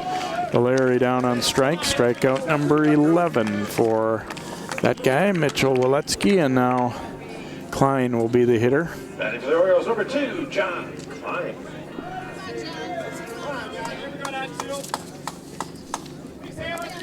Klein getting his first at bat of the night, takes a pitch for a strike.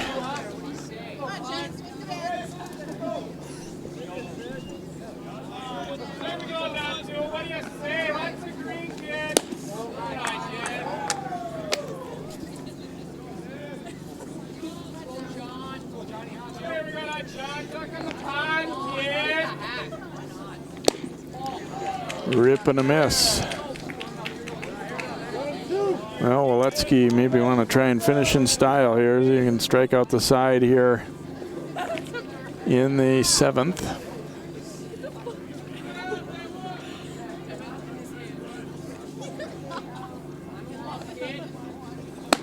And he does exactly that. A swing and a miss by Klein. And a dozen strikeouts in all for Etske. So Armstrong will pick up an impressive win. You know, they've been a little up and down this season, but look, you get good pitching and a good early hitting, and it can take you a long way there, Rick. We start off with the broadcast talking about how his record, Etke's, isn't as good as his stuff, and his stuff was good tonight. 10-1 Falcons, our final score here tonight. We will be back to wrap things up here from Osseo in just a moment on CCX Sports.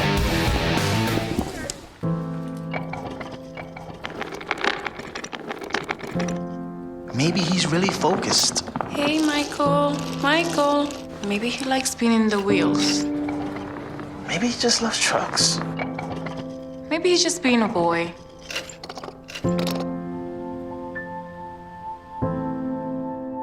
Preoccupation with objects is one early sign of autism. Learn the others today. The sooner it's diagnosed, the better. What makes your community feel like home? Is it knowing what's happening in your neighborhood, or when people know your name? Connections make us a community. For more than 30 years, Northwest Community Television has connected citizens, neighbors, even sports fans through video. As life gets busier than ever, we will still offer you a connected community experience through CCX Media, so you can stay connected to the place you call home.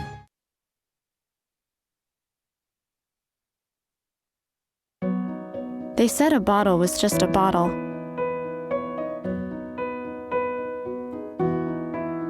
That no one would ever notice me.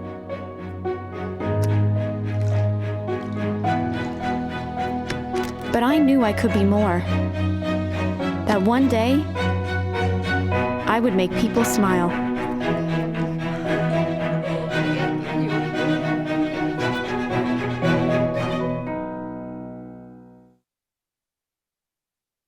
Every time I hear the alarm bell go off in school, I think it's an air raid. A lot of houses in our neighborhood have been destroyed. I like to close my ears and sing songs whenever the bombs come close. I'm worried our new neighbors won't like us. But I know it's all gonna be worth it. I just want my family to be safe. But these are not my words. These are not my words. These are not my words.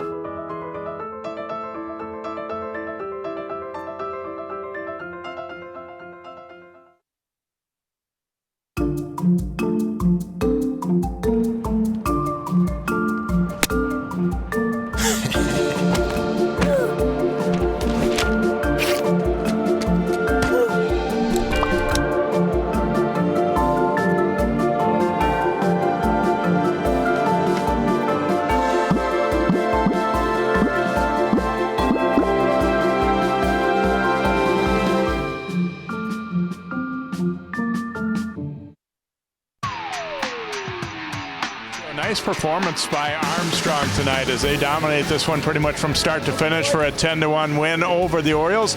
We're joined by a couple of the Falcons that helped to get it done, starting with an impressive pitching performance. Mitchell Etske, looked like you were pretty much dialed in tonight. How did you feel out there on the mound? I felt really good. The warm weather was definitely helping my arm, and just playing with the lead makes it really easy to pitch. So congrats to the hitters. Thank you for the help.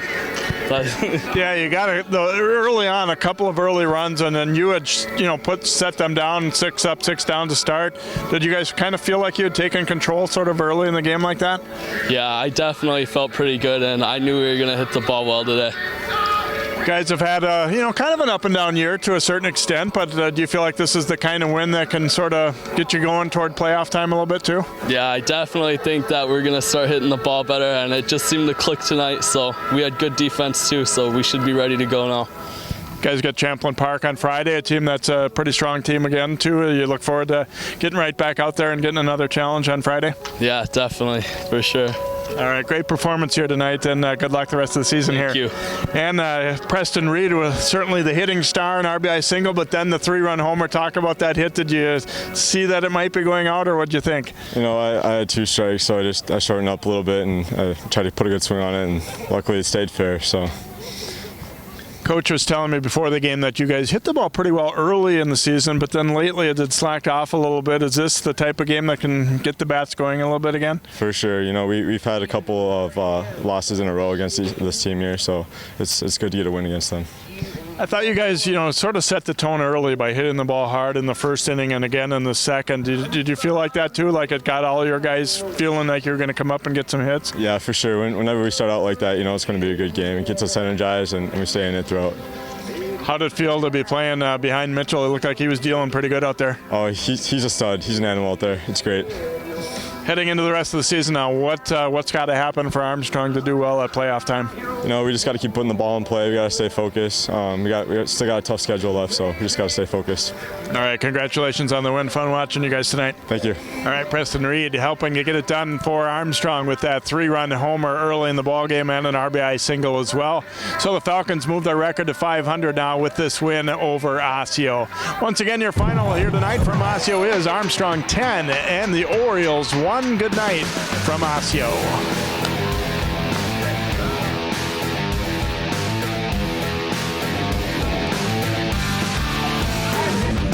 Away to the